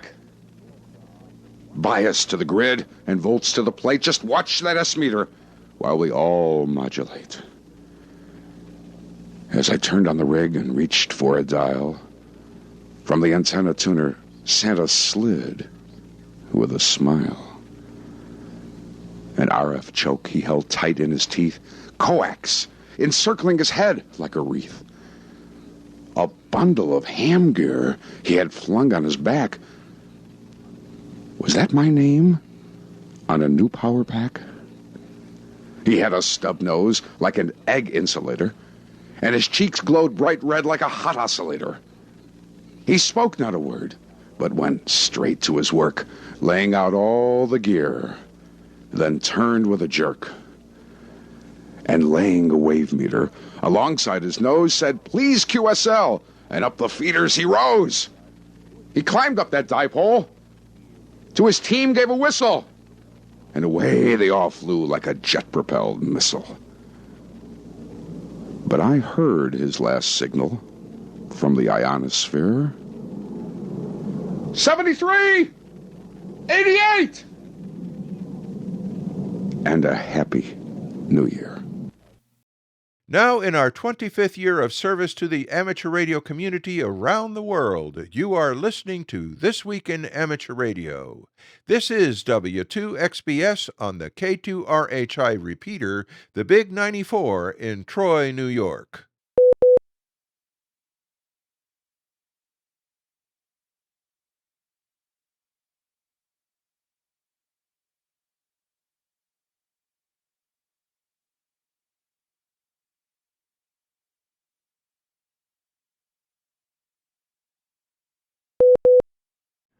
Hello and welcome to the DX Corner for your weekly dose of DX. I'm Bill, AJ8B.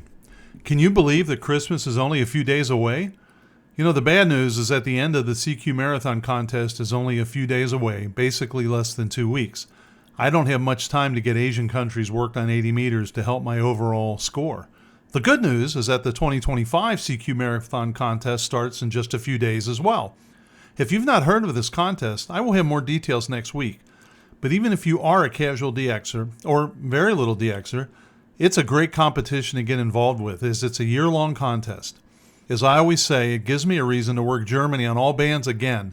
I'll have more details next week. I had 2 nights this past week where I was printing envelopes and Christmas letters for 2 hours each night. I had quite a bit of time to listen to the bands and decided to challenge myself. I wondered how many states or countries I could work on 160 using any mode in the total of 4 hours I had, 2 hours each night. Well, I was able to work 31 states in those 4 hours, as well as Puerto Rico, Cuba, Colombia, and Canada. The best thing was that I worked all 3 states on the West Coast. I had a blast and would challenge you to do the same. I felt pretty good using a small vertical to achieve that. As always, let me know how you do. I always try to find ways to keep myself on the air and just challenge what I'm doing, and that's one of my ways. Well, we're here about DX, and this section of DX News comes from Bernie, W3UR, editor of the Daily DX, the Weekly DX, and the How's DX column in QST. If you would like a free 2-week trial of the Daily DX, your only source of real-time DX information, just drop me a note at thedxmentor@gmail.com. The Russian Robinson Club heads to Central America early next year as members are planning a Central American tour February 10th to March 8th, 2025. They plan stops in Nicaragua, Costa Rica, and Panama. They will start off in Nicaragua February 11th to the 16th. There they will be QRV from San Cristobal as YN6RRC. If they are able to get permission, they will also operate as Hotel 7 RRC during that same time frame from Isla de Cardón. They may also operate as YN8/KL7 RRC and possibly activate a Parks on the Air. Next, they will head to Costa Rica, where they will be operating as TI1 RRC on the Isla Cano and POTA CR0018, February 19th to the 25th. Finally, they will be in Panama February 26th to March 3rd, where they will begin operating as 3 Fox 3 RRC from POTA PA0033. The group is still waiting for call signs. They plan to be active from the parks on 160 through 10 meters and from the IOTA operations on 40 through 10 meters. They also plan to have 5 to 6 operating positions. The RRC is looking for support. Check out the TI1 RRC page on QRZ.com. You should also check out Kevin Thomas, W1DED, on YouTube, as he will be interviewing some of this group, and he does a great job. So we have some sad news from the world of DX. EA5RM Tony of Santa Pola, Spain, has become a silent key, and he was just 56 years old. Tony was a DXer, a DXpeditioner, and a DXpedition organizer. Some of his DXpeditions include 1 Alpha Zero Charlie, 5 Juliet Zero Radio, 5U5R, HD8R, SO1R, ST0R, and XU7ABD, among a lot of others. Over the years, Tony made multiple humanitarian trips to Bolivia and was occasionally active as CP1XRM. Tony was inducted into the CQDX Hall of Fame in May of 2020. He was the winner of the 2015 ARRL International Humanitarian Award, as well as the 2018 Intrepid Humanitarian Award. Tony had 340 and 348 in the ARRL Mixed DXCC standings and was at the top of the ARRL DXCC Single Sideband Honor Roll, and he was also on the ARRL DXCC CW Honor Roll. Tony also had 5 band worked-all zones with 200 zones. He will be greatly missed. CQDX Hall of Fame nominations will open in January. When K2MGA, Dick Ross, publisher of CQ Communications, became a silent key in April of 2024, many people wondered about the numerous award programs that were run by CQ Magazine. One very important program was the CQDX Hall of Fame. Established in 1967, the CQDX Hall of Fame honors those amateurs who have made exemplary contributions to DXpeditions and DXing, including both on and off-air activities and accomplishments. Prior to his passing, Dick gave his blessing for the International DX Association to carry on with this prestigious award under the guidance of N2OO Bob Schenck. If the magazine ever ceased to function, Bob would be in charge. Indexa will begin the stewardship of the Heritage CQDX Hall of Fame, starting with the 2025 class of inductees. Established in 1967, the CQDX Hall of Fame honors those amateurs who have made exemplary contributions to DXing and DXpeditioning, including both on and off-air activities and accomplishments. Writes Schenck, quote, "The activities and accomplishments that qualify one for membership in the CQDX Hall of Fame involve considerable personal sacrifice and can usually be described by the phrase, above and beyond the call of duty. It is not enough to be just a DXpedition team member a number of times. To be in the DX Hall of Fame, you might need to have the foresight to organize DXpeditions to the very hard-to-reach entities around the globe, or perhaps work on ways to open amateur radio in countries where politics exclude it. Other accomplishments could be to create or provide new and or important techniques that support the DX chaser. Other important attributes to be considered include integrity, perseverance, goodwill, honesty, and being non-controversial," end quote. Nominations will open January 1st through March 1st, 2025. Please send your nominations to N2OO Bob Schenck with CQDX Hall of Fame in the subject line. Inductees will be announced at the Southwest Ohio DX Association dinner during the Dayton Hamvention in May of 2025. And if you need more information, you can simply email me, thedxmentor@gmail.com, and I'll be happy to help out. T-32 Tango Tango Tango is now QRV from Christmas Island. This operation by two ops from the Rebel DX group emphasizes that dupes are acceptable, noting that others make strong statements against dupes. They say don't worry about it. The LOTW upload will come quickly afterwards with paper cards sent out every few months in the order that the requests are received through ClubLog. One last note.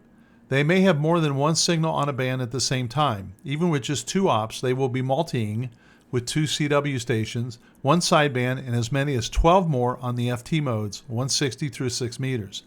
Now, I've worked them already, and I have seen them all over the bands, so they're already making an impact. Well done. The Rebel DX group will follow up their T-32 operation with a trip to Nigeria as 5 November 9 Delta Tango Golf, the third week of January. They will then travel to South Africa to arrange a ship for, quote, Southern Ocean Voyage. Not sure where they're going yet. More information will follow.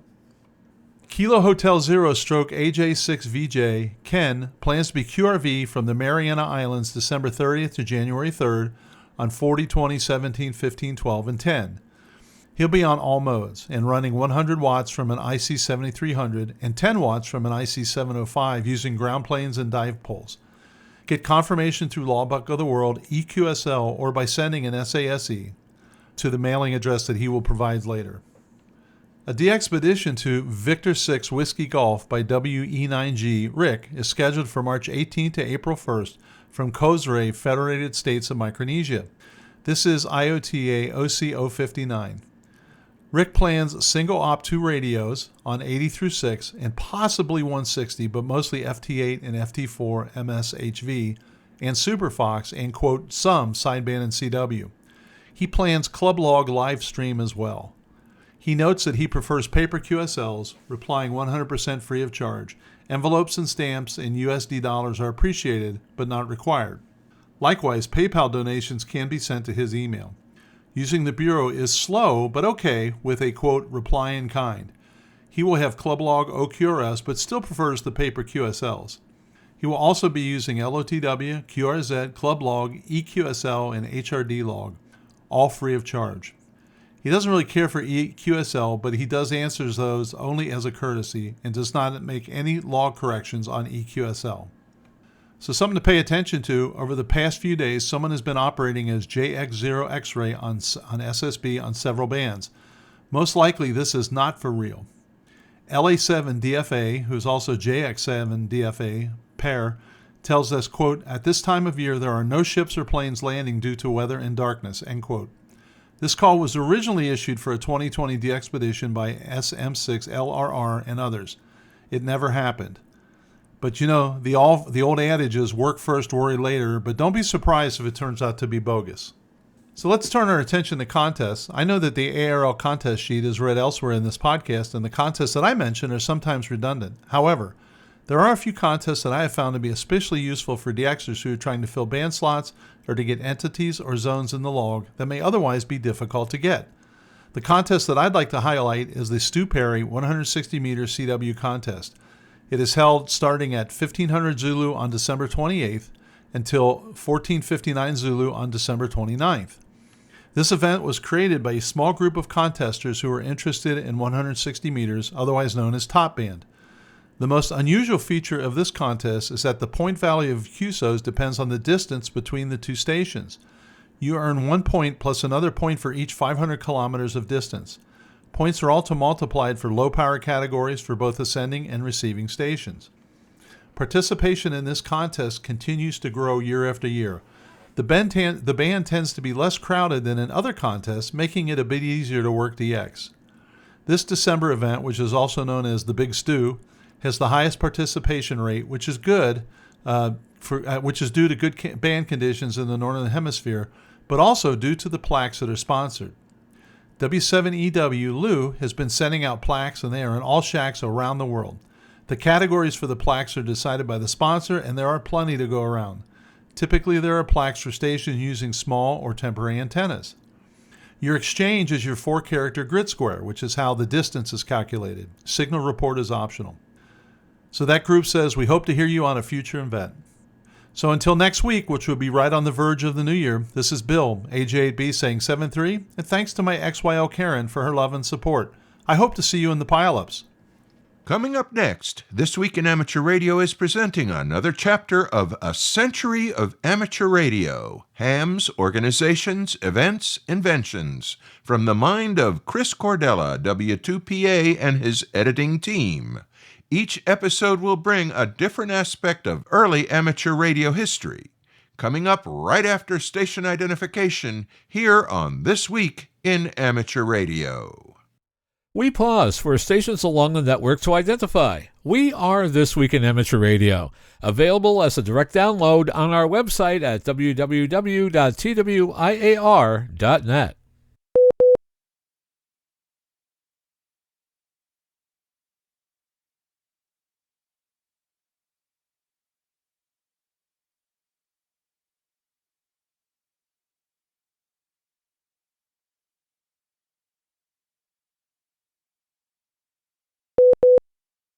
Welcome to the 20th segment of Ham Radio History, A Century of Amateur Radio, Ham's Organizations, Events, Inventions. I'm Will Rogers, K5WLR. Many thanks go to Chris Cadella, W2PA, for permitting us to use his website in the preparation of these programs. Now, here comes the next chapter of Ham Radio History. Waking Up. As amateur stations fell silent, the airways continued to carry commercial and military signals, many from the fingertips of former radio amateurs. But despite their contributions, there were some in government who still sought to limit or eliminate the use of wireless by private individuals. As the battles ceased in Europe, amateur radio came under renewed attack at home. Bills introduced in both houses of Congress shortly after the armistice sought to turn control of all use of radio over to the Secretary of the Navy, who with others had been trying to restructure radio law along these lines for some time. The previous spring, Maxim had personally appealed to the sponsors of one bill, successfully obtaining an exemption for amateur radio stations. And that summer, there was yet another new bill pertaining to commercial radio with amateur operation again specifically exempt. Present at a hearing for the bill, the League had accepted at face value the Navy's assertion that they did not want to kill amateur radio. But now at the war's end, their attitude had clearly changed. This new bill would indeed have had just that effect. The League did not protest the Navy's ownership issue, only the specific provision eliminating amateur radio. This time, with QST out of print, the ARRL sent out little blue cards to all licensed amateurs, alerting them to the new threat and asking for support. To cover the cases where an amateur was away from home, deployed with the military, there were many of those, the cards were addressed to any member of the family of the amateur. The response may have exceeded even Maxim's expectations. Letters and telegrams poured into Washington in opposition to the bills, sent by amateurs and their families, including those of hams killed in the war. The League's Board of Direction sent Maxim to testify before a hearing of the Committee on Merchant Marine and Fisheries, the body in charge of the House bill. Several prominent clubs also attended to speak in opposition. The bill never made it out of committee. Years later, DeSoto took note of what an extraordinary thing this really was. A well-backed bill had been defeated at a time where there were no amateurs on the air, and radio as a hobby no longer existed. This stood in stark contrast with what happened in 1912, when there were thousands of individuals involved in radio, and yet a law was passed imposing severe restrictions on them. The difference lay in strong organization on a nationwide scale. With $33 in the Treasury, the ARRL board began to meet again in the spring of 1919 and got to work reorganizing. That included drawing up a new constitution, electing officers, and putting a plan in place to finance starting up again. The abrupt end of amateur operations had been reflected in kind by the equally abrupt end of QST a few months later, a victim of expired subscriptions and canceled contracts with advertisers. The magazine's own success in recruiting amateurs to enlist in the military had ironically resulted in a lack of amateurs left to support it. All ARRL memberships expired during the war, along with all amateur licenses. At a meeting in New York on 29 March, a group including Maxim, Tuska, Herbert, and 8 others decided to donate the $100 necessary to publish a midget issue of QST as a first step in building support to get the journal back into its pre-war form. That issue emerged as the American Radio Relay League Special Bulletin, only 8 pages, with a stated purpose of getting together again. It was folded in thirds like a business letter, closed with a seal, and mailed with a 1-cent stamp. One of those 8 pages was written by the old man. Surprised by a telegram from the editor, he wondered if it could mean the end of these wireless-less days was coming at last. His code was rusty, his grasp of technical details was rusty, and how would his equipment have fared being in storage all this time? Everything was rotten rusty. Maxim, as himself, explained how the restart would be paid for. With the war over, the Board of Direction anticipated an influx of amateurs in much greater numbers than before it started, all having been trained in radio by the government, a dividend of their earlier recruiting effort.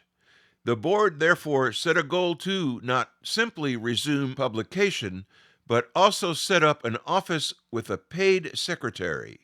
The directors estimated that $7,500, about $100,000 in 2013 money, would be needed to get it all in place, including the purchase of QST magazine from Tusca, its present owner, for $4,700, which in turn included printing charges left unpaid since just before the war shut everyone down. The ARRL would raise the funds by selling regular bonds to members. ARRL bonds that paid 5% interest and would be retired after 2 years. Voted on by the board at its March 29 meeting, $2,500 had already been raised by the time of the bulletin's printing. On Saturday, 12 April, to the delight of amateurs, the Navy unexpectedly announced the lifting of the ban on receiving, effective 15 April. ARRL HQ was immediately flooded with telegrams. The editors noted that the news caused an electrical impulse to instantly pervade the entire country. It was like the news of the armistice. It seemed to fill the breasts of thousands of us with a wireless enthusiasm that had not been experienced for many a long day. Spring had sprung, and the wireless bugs were coming out of hibernation. QST officially returned in June. Billed as the reopening number, it still had no cover. In its main headline, Maxim announced that the ban on receiving had been lifted and that the Navy indicated that transmitting would be allowed as soon as the President declared the end of the Great World War. The ARRL extended the hand of good fellowship to all amateurs, members or not. New editor and general manager Kenneth Warner wrote the editorial that month and added his own plea for restart funding. In doing so, he stated that QST's purpose and its value to amateurs was to foregather and improve their knowledge and have a hearty laugh, officially asserting the importance of humor and to serve an organization that was of amateurs, for amateurs, and by amateurs, possibly coining for the first time the phrase that later became an ARRL motto. Then this. Somehow or other, we wireless bugs seem to have a better fraternal spirit and a more highly developed sense of humor than other mortals, as our ARRL history has shown in the past. Let us keep it up, and let every fellow who has anything to loan from $1 up come across with it and help the game along. The old man obviously was in agreement. In the same issue, he described the frantic rush to set up equipment again, largely starting from scratch, causing a shortage of supplies such as wire and soldering materials. He wrote about the trials of new antennas, masts, and ground systems, finding the whole process pretty rotten as usual. A quick break for identification purposes. You're listening to This Week in Amateur Radio. I'm Will Rogers, K5WLR.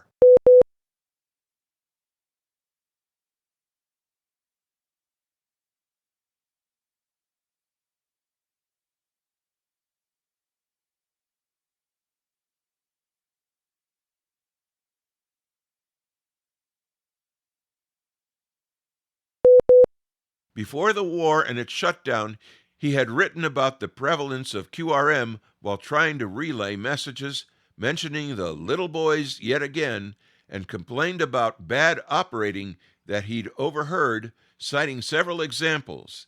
He puzzled about one particular message he copied had been especially garbled by the operator's bad sending. Listen to this.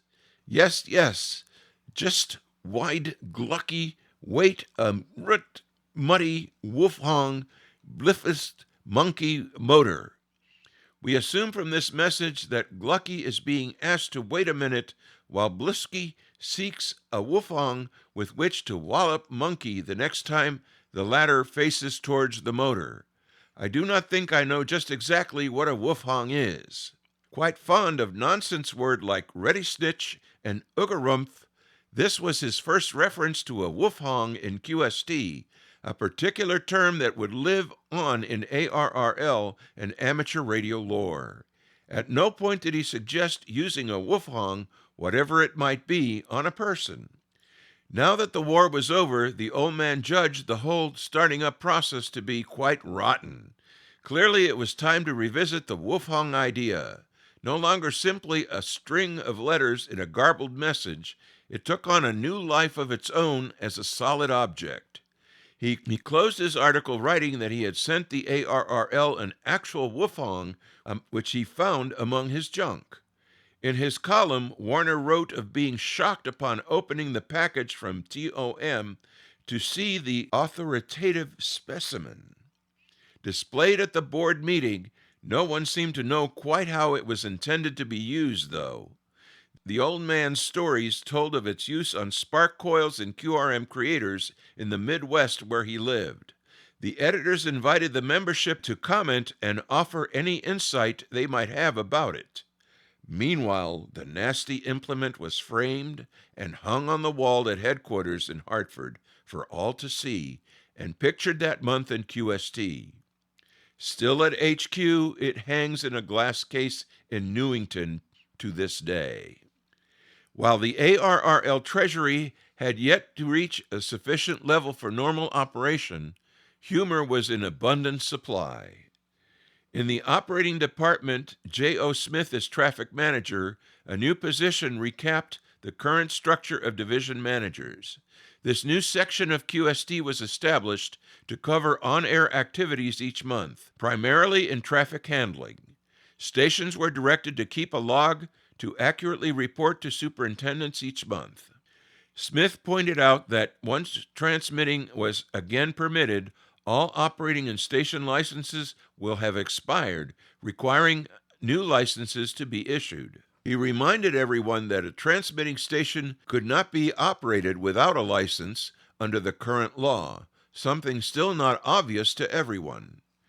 In one of the biggest post-war changes, many amateurs were preparing to operate by installing equipment for transmitting undamped, later called continuous wave, signals.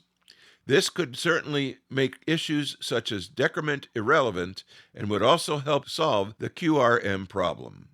The pre-war trunk line system was no longer in place. Though many active relayers were still in the Navy or Army, several had already returned and volunteered as superintendents. Each division office called for stations to register interest so that the relay system could be reconstituted. A personal notes section of QST summarized where some well-known operators now were, having moved or taken new jobs during or after the war. At the end is a framed note from the mother of William Woodcock, 8SK, telling of her son's death from pneumonia while serving at the Great Lakes Training Center. She enclosed a donation in memory of him. Finally, Warner noted that QST will be issued regularly from now on.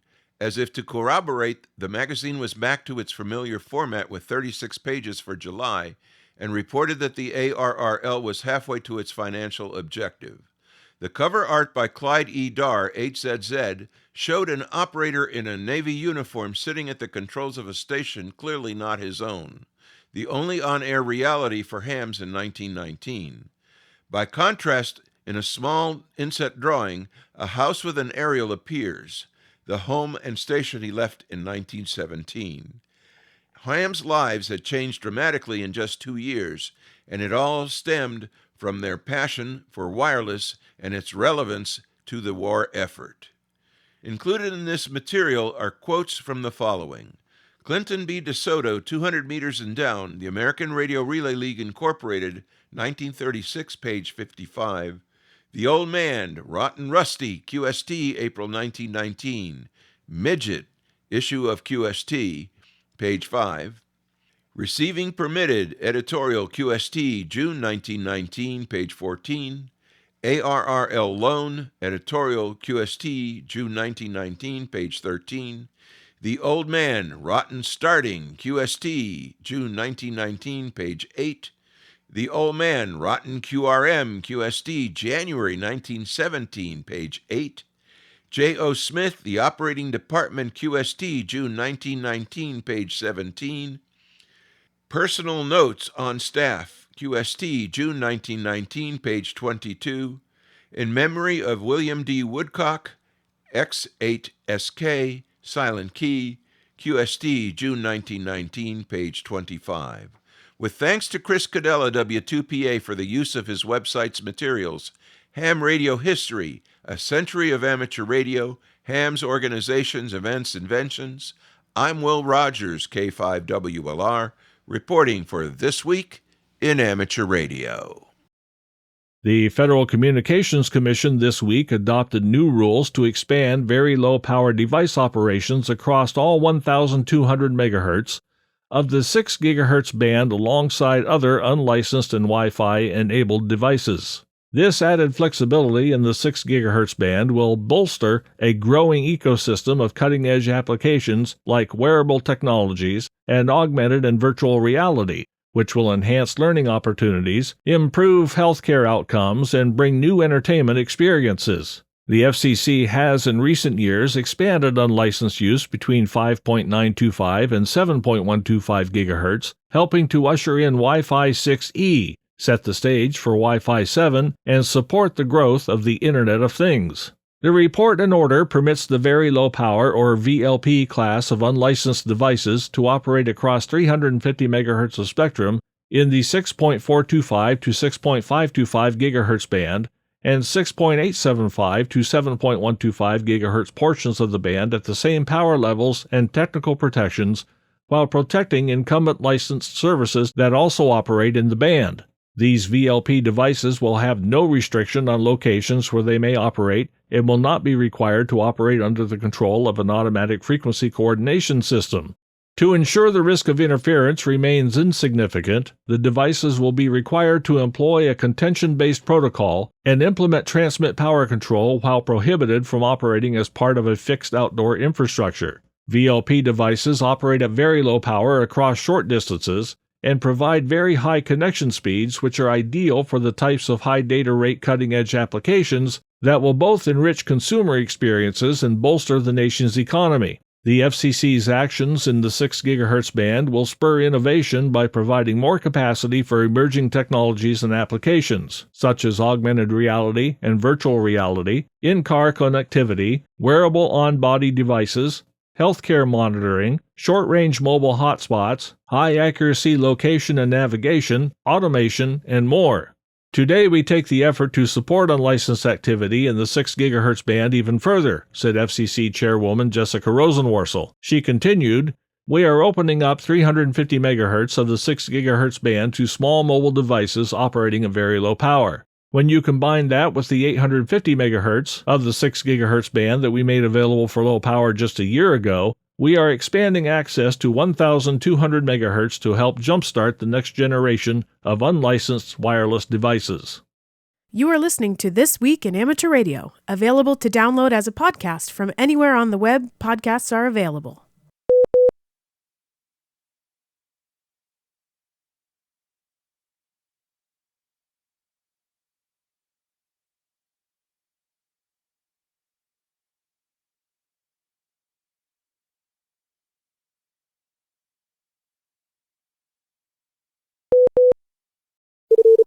Foundations of Amateur Radio.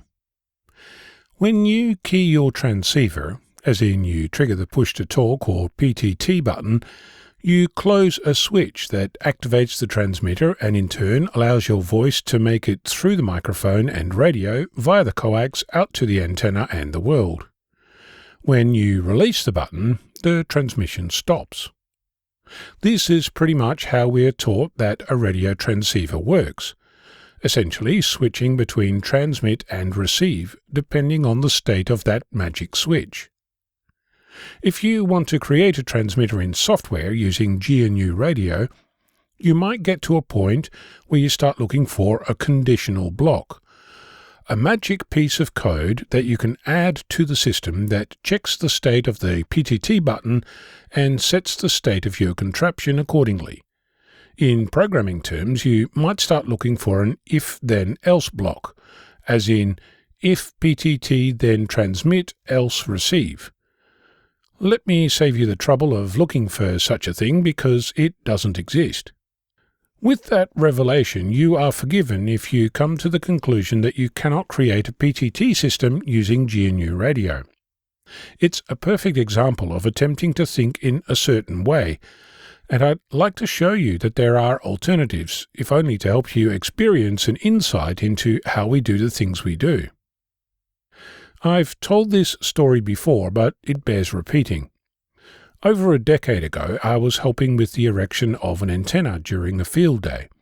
It was a massive multi-element 10-meter Yagi, heavy, unwieldy, and precariously bolted to the top of a spindly mast strapped to the tray of a ute.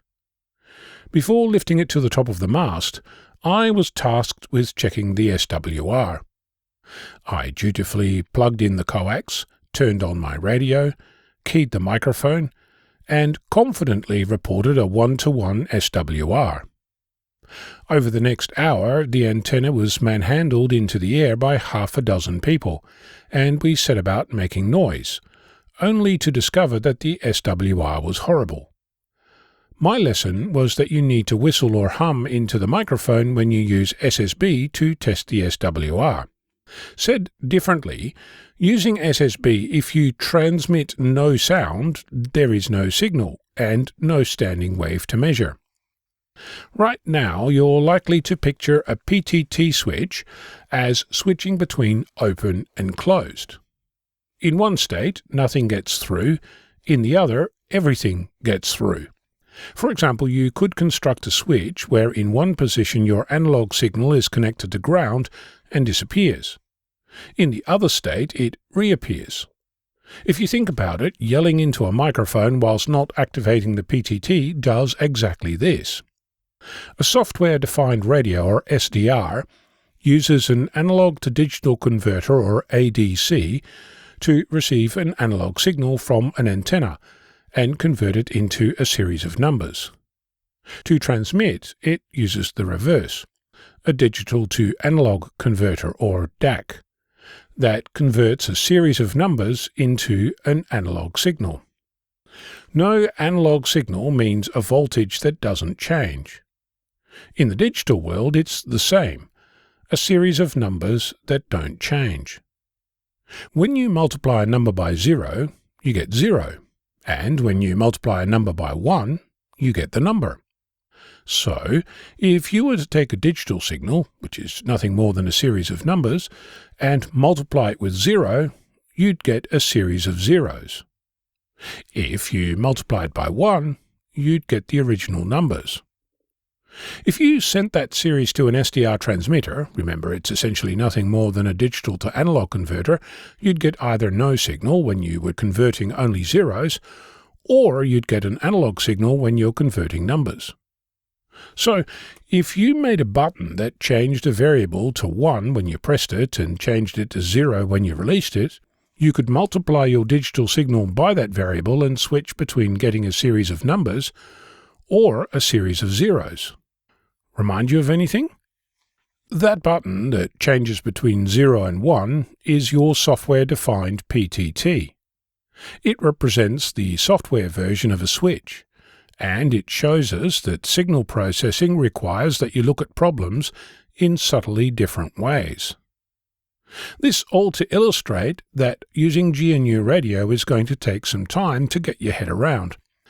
For some, this happened years ago. For others, like myself, we're in the thick of it. While you're thinking about that, consider time. What type of time accuracy would you need to synchronize two signals from two different antennas, and why would you want to? I'm Ono, Victor Kilo 6, Foxtrot Lima, Alpha Bravo. Bruce Page, KK5DO, is here now with this week's AMSAT report. Bruce? Thanks, John. I think it is only appropriate that after we have finished celebrating A07's accomplishments and birthday, that we recognize SAUDISat 1C, or SO50. It has been in orbit 22 years as of December 20th. This satellite has become the workhorse for FM contacts as it is still operating very well.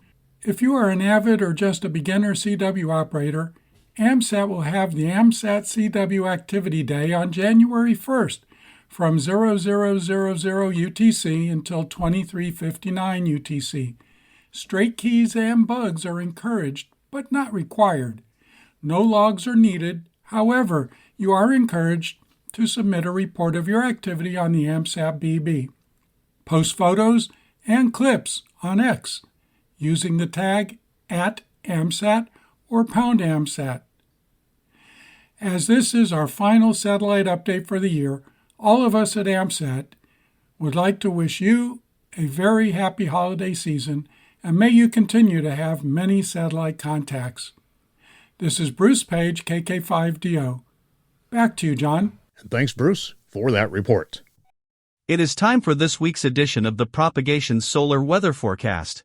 Brought to us each week by solar prognosticator Tad Cook, K7RA, in Seattle, Washington. Excellent HF conditions greeted hams in the ARRL 10-meter contest last weekend. Recent indicators show a sudden shift to two-digit daily sunspot numbers from 3, and although there is nothing significant about 100, it makes one notice. Perhaps this indicates a move off of solar max, or a future with a second maximum. Solar activity was way down this week with an average daily sunspot number at just 88. So looking ahead at the predicted solar flux for the near term, it will be 195 and 200 on December 22nd and 23rd, 205 on December 24th and 25th, 180 on December 26th and 27th, 185 on December 28th and 29th, and 180 on December 30th through January 2nd, 2025. The forecast for planetary A-index for the near term shows a quiet 5 on December 21st and 22nd, 8 on December 23rd and 24th, and holding steady at 5 on December 25th through January 4th, 2025. In radio sport this week, many great contests. December 20th, the 7AGB Party Contest, that's CW Phone and Digital. December 21st, the Feldheld Sprint, digital as well. And on December 21st, the OKDX RIDI Contest, that's digital. December 21st to the 22nd, it's the Croatian DX Contest, CW and Phone. And on December 22nd, the ARRL Rookie Roundup, that is CW. Remember to visit the ARRL contest calendar for more events and information. Upcoming section, state, and division conventions on January 4th, it's Ham Radio University sponsoring the ARRL New York City Long Island Section Convention, that's in Brookville, New York. January 10th through the 11th, 2025, Southwest Florida Regional Ham Fest, sponsoring the ARRL Southern Florida Section Convention, that's in Fort Myers, Florida. January 17th and 18th, it's the Cowtown Ham Fest 25, sponsoring the ARRL North Texas Section Convention in Forest Hills, Texas.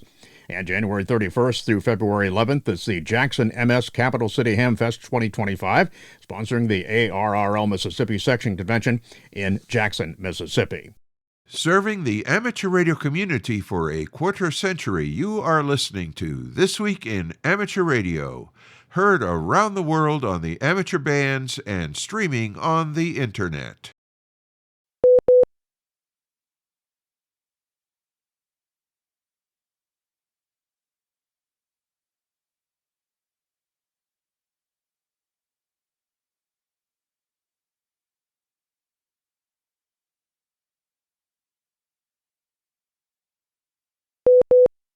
In the heart of the Amazon, amidst the dense foliage and symphony of nature's whispers, a silent revolution unfolds, one that transcends borders, defies regulations, and challenges the very essence of communication. At the center of this enigma lies the tale of the South American satellite pirates, a clandestine network of individuals who have ingeniously tapped into retired UHF MILSAT bands to extend their radio range deep into the heart of the rainforest. For decades, Brazilian loggers have employed 2-meter radios modified with frequency doublers and directional antennas, turning the once-secret communication channels of the U.S. Navy SATCOM uplink frequencies in the 280 to 310 MHz band into conduits for their own purposes.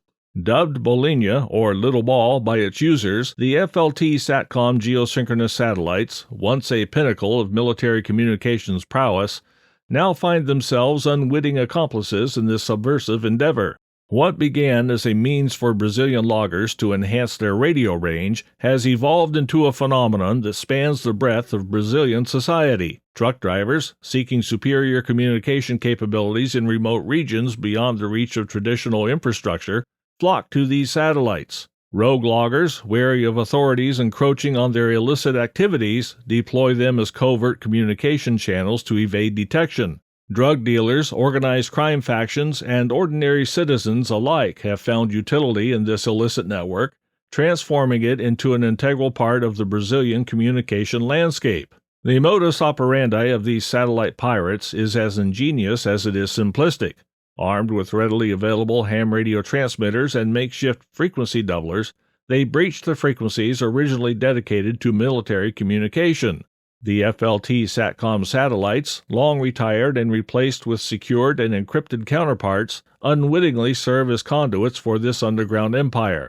To the untrained eye, the activities of these satellite pirates may seem innocuous, casual conversations, soccer match celebrations, and coded warnings, but beneath the surface lies a complex web of illicit communications that transcends borders and regulations. The crackdown on the illegal hijacking of U.S. military satellite transponders, culminating in recent Operation Satellite, marks a significant chapter in the ongoing struggle against this subversive phenomenon. Brazilian federal police, armed with coordinates provided by the U.S. Department of Defense and confirmed by Anatel, Brazil's FCC equivalent, swooped in on 39 suspects in 6 states in what was the largest crackdown to date.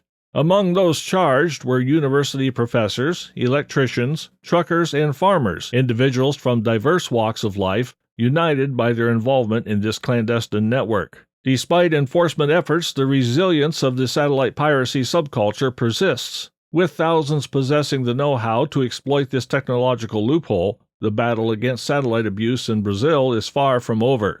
As the airwaves fall silent in the aftermath of operations like Satellite, the satellite pirates bide their time, waiting for the opportune moment to reclaim their clandestine dominion. Their activities, though illicit, stand as a testament to human ingenuity, resilience, and the enduring allure of the forbidden. In the realm of satellite piracy, where the heavens meet the earth, a silent revolution unfolds, one that challenges conventions, blurs boundaries, and leaves authorities grappling with an elusive adversary. As the saga of South American satellite pirates continues to evolve, it serves as a stark reminder of the complexities of modern communication and the enduring allure of the forbidden. It's time for this week's AMSAT satellite shorts from all over. We begin this week with the NASA announcement that delays to its Artemis moon program, pushing Artemis 2, a crewed mission around the moon, to April 26, with the Artemis 3 lunar landing planned for mid-2027.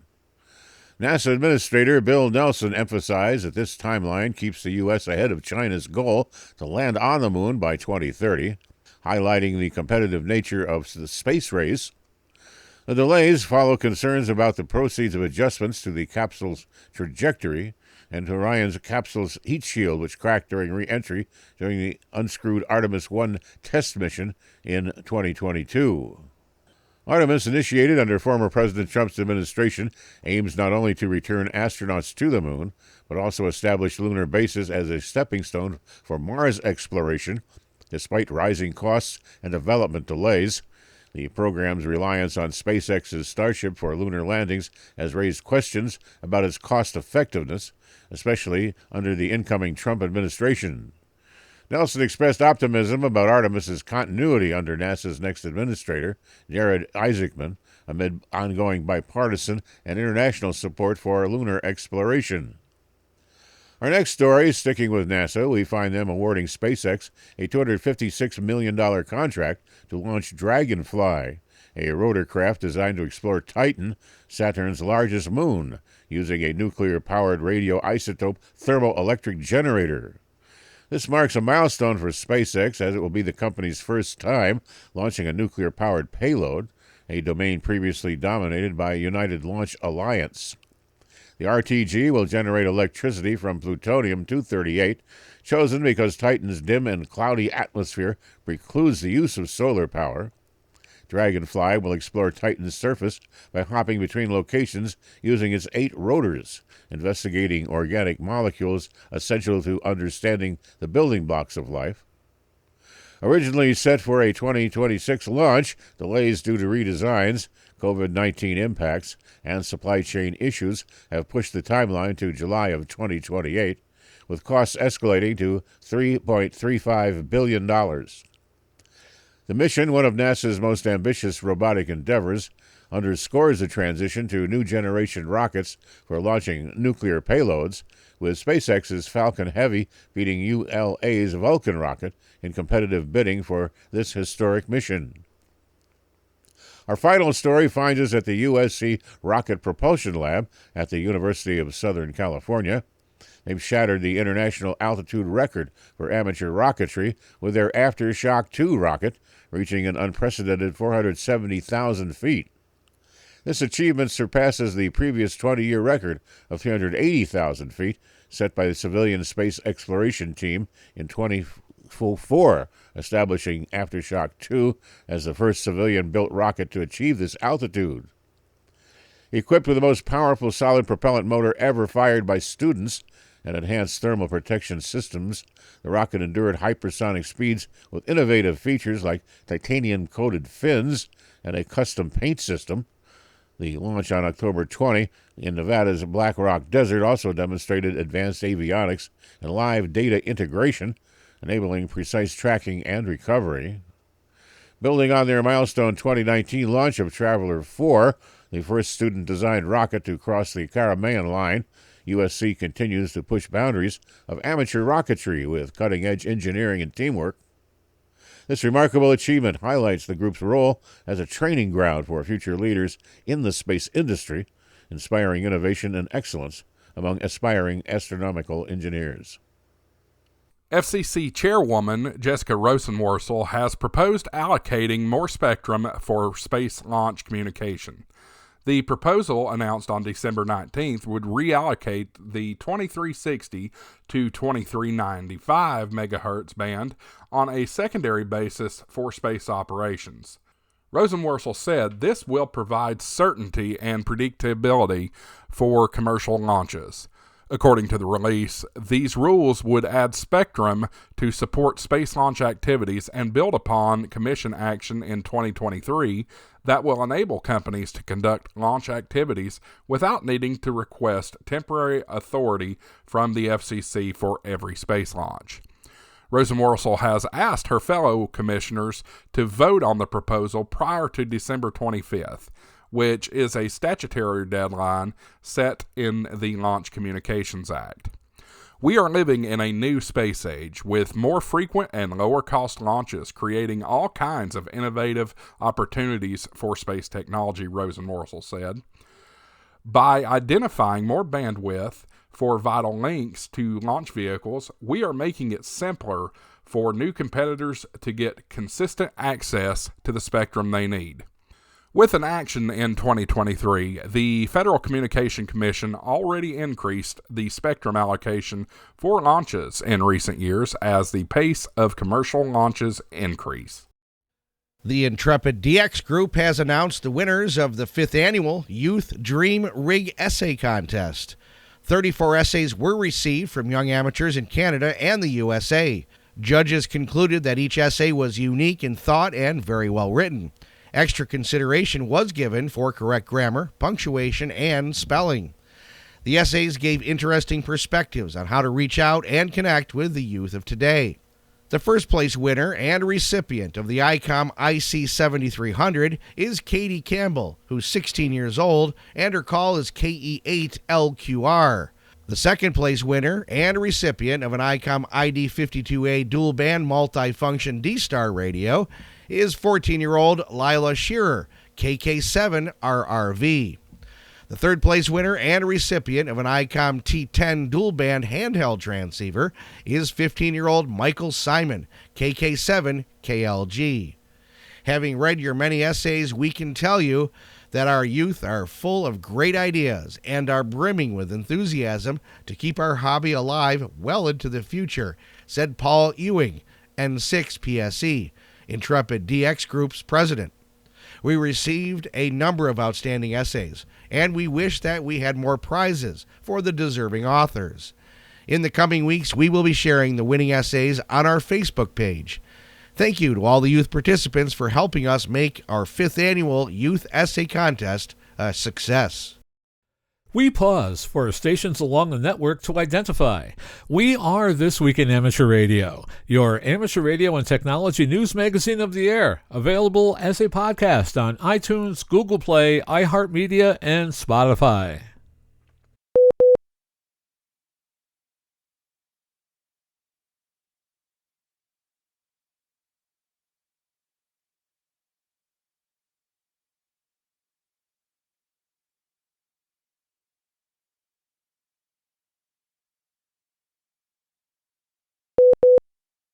As we previously reported, a Romanian teenager won a starring role in the International High-Speed Telegraphy World Championship in Tunisia after setting a new world record for receiving call signs sent using Morse code. Now, Yanis Gutaru, Y08YNS, is one of the many stars in the new BBC radio documentary about the power Morse code has as a communication protocol.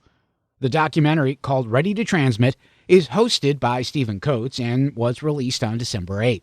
In addition to visiting the recent championship, the 28-minute program highlights the role Morse plays in helping a disabled woman communicate with her family and talks to a war veteran who still remembers her code skills after more than 80 years. Code is also seen as a source of joy, as the documentary quotes Yanis as saying it brought him unbelievable happiness upon receiving his hard-earned award. The ARRL Teachers Institute on Wireless Technology continues to grow. And here with some exciting news about the 2025 Teachers Institute is John Ross, KD8 IDJ, reporting from League headquarters. Fresh off a highly successful YouTube telethon that raised more than $41,000 for the program, some of next year's dates have been announced and applications are now open. The program is growing and educators will have the opportunity to attend sessions around the country. We love having the teachers here at ARRL headquarters, but we wanted to bring this program nationwide, said ARRL Education and Learning Manager Steve Goodgame, K5ATA. Dates and details of the regional sessions are still being determined, but the hope is to touch many areas of the United States. The application process is pretty straightforward. Interested educators can find the web form at www.arrl.org/TI. ARRL covers all of the costs of the TI, including travel, but there is a $100 application fee if the teacher is accepted. The success generated from the program is demonstrable. The teachers leave TI with energy and knowledge. They've taken that and built tremendous programs in their schools, said Goodgame. The program isn't necessarily designed to get young people licensed, but rather to get them thinking about radio and their other areas of study. Teachers work amateur radio and radio technology into science, technology, engineering, and mathematics lessons. Amateur radio is presented as a pathway to get hands-on with the concepts and use them in the real world. I'm John Ross, KD8IDJ. There are 16 cohorts planned for the 2025 ARRL Teachers Institute on Wireless Technology. The growth we're seeing in TI is a result of the teachers' experiences with the program and the donors who enable it, said Goodgame. The Teachers Institute is funded entirely by donations to the ARRL Education and Technology Fund. ARRL Straight Key Night will be January 1st, 2025, from 0000 UTC through 2359 UTC. This 24-hour event is not a contest, but rather a day dedicated to celebrating our CW heritage. Participants are encouraged to get on the air and simply make enjoyable conversational CW QSOs. The use of straight keys or bugs to send CW is preferred. There are no points scored, and all who participate are winners. All authorized amateur frequencies may be used, but activity has traditionally been centered on the HF bands. Entries for Straight Key Night must be received by January 3rd, 2025. Votes for Best Fist and Most Interesting QSO will be tabulated and included in the results. Send your information to straightkey@arrl.org or by mail to ARRL Straight Key Night, 225 Main Street, Newington, Connecticut, 06111. For more information, contact contest@arrl.org. Nominations open soon for hams to be considered for the CQ DX Hall of Fame. This award program was overseen by CQ Magazine and is now going forward under new stewardship. The International DX Association will be taking over the management of the CQ DX Hall of Fame, a program of CQ Magazine until publisher Dick Ross, K2 MGA, became a silent key last April. Bob Shenek, N200 Vice President of Indexa, has announced that the nomination period opens on January 1st for inductees for 2025. Since 1967, hams whose names appear on the roll have done more than activate from challenging and remote locations.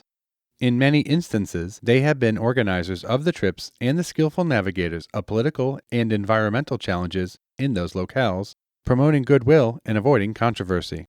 The nomination period closes on March 1st.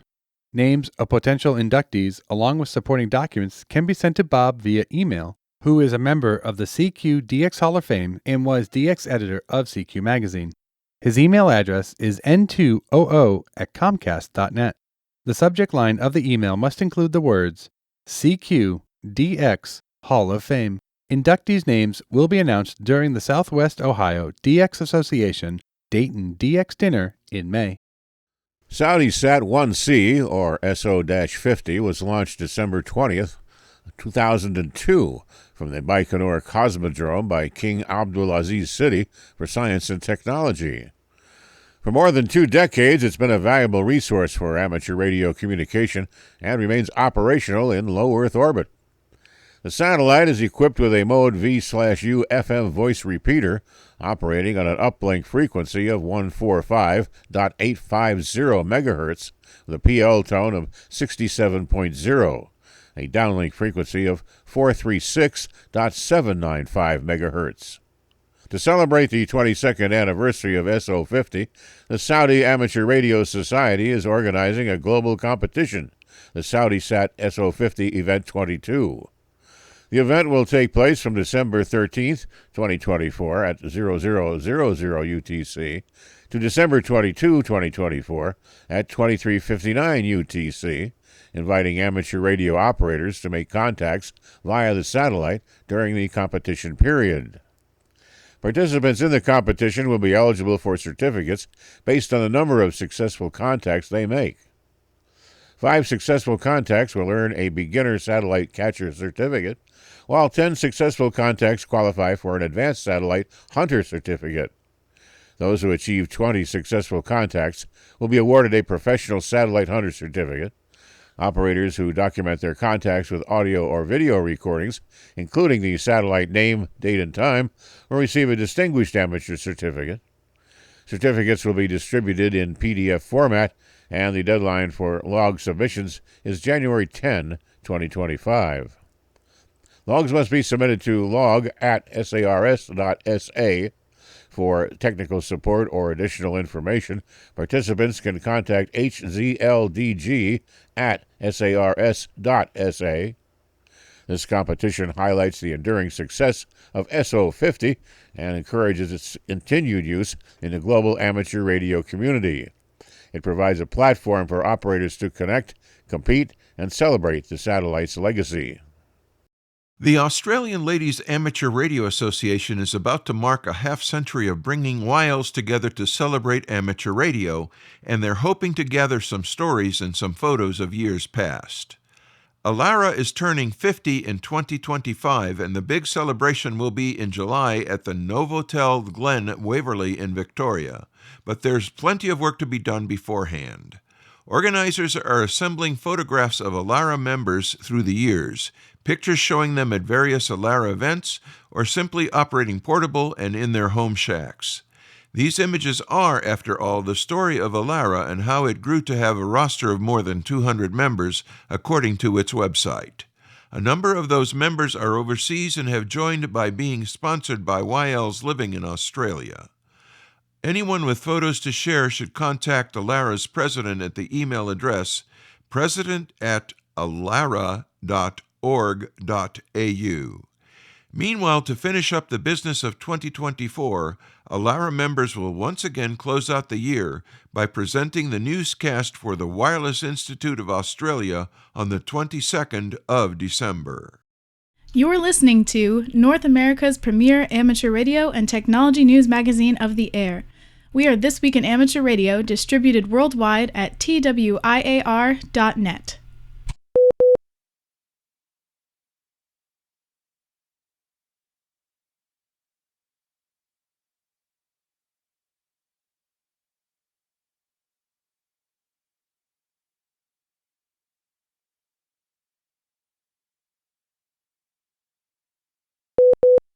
In the hopes of increasing its responsiveness to emergencies throughout Alaska, the Alaska Wing of the Civil Air Patrol is expanding its HF radio capability to make it more robust. Major General Torrance Sachs, Commissioner of the Department of Military and Veterans Affairs, said that the state has a highly strategic geographic location, giving it prominence in homeland defense matters. He said that the ability to communicate better with the Alaska Wing is, in his words, paramount in both natural disasters and emergencies. He said that expanding their HF capability is expected to improve communications with local, state, regional, and national agencies during those scenarios. Major General Sachs set a goal for testing and deployment of equipment and operators no later than March of 2026.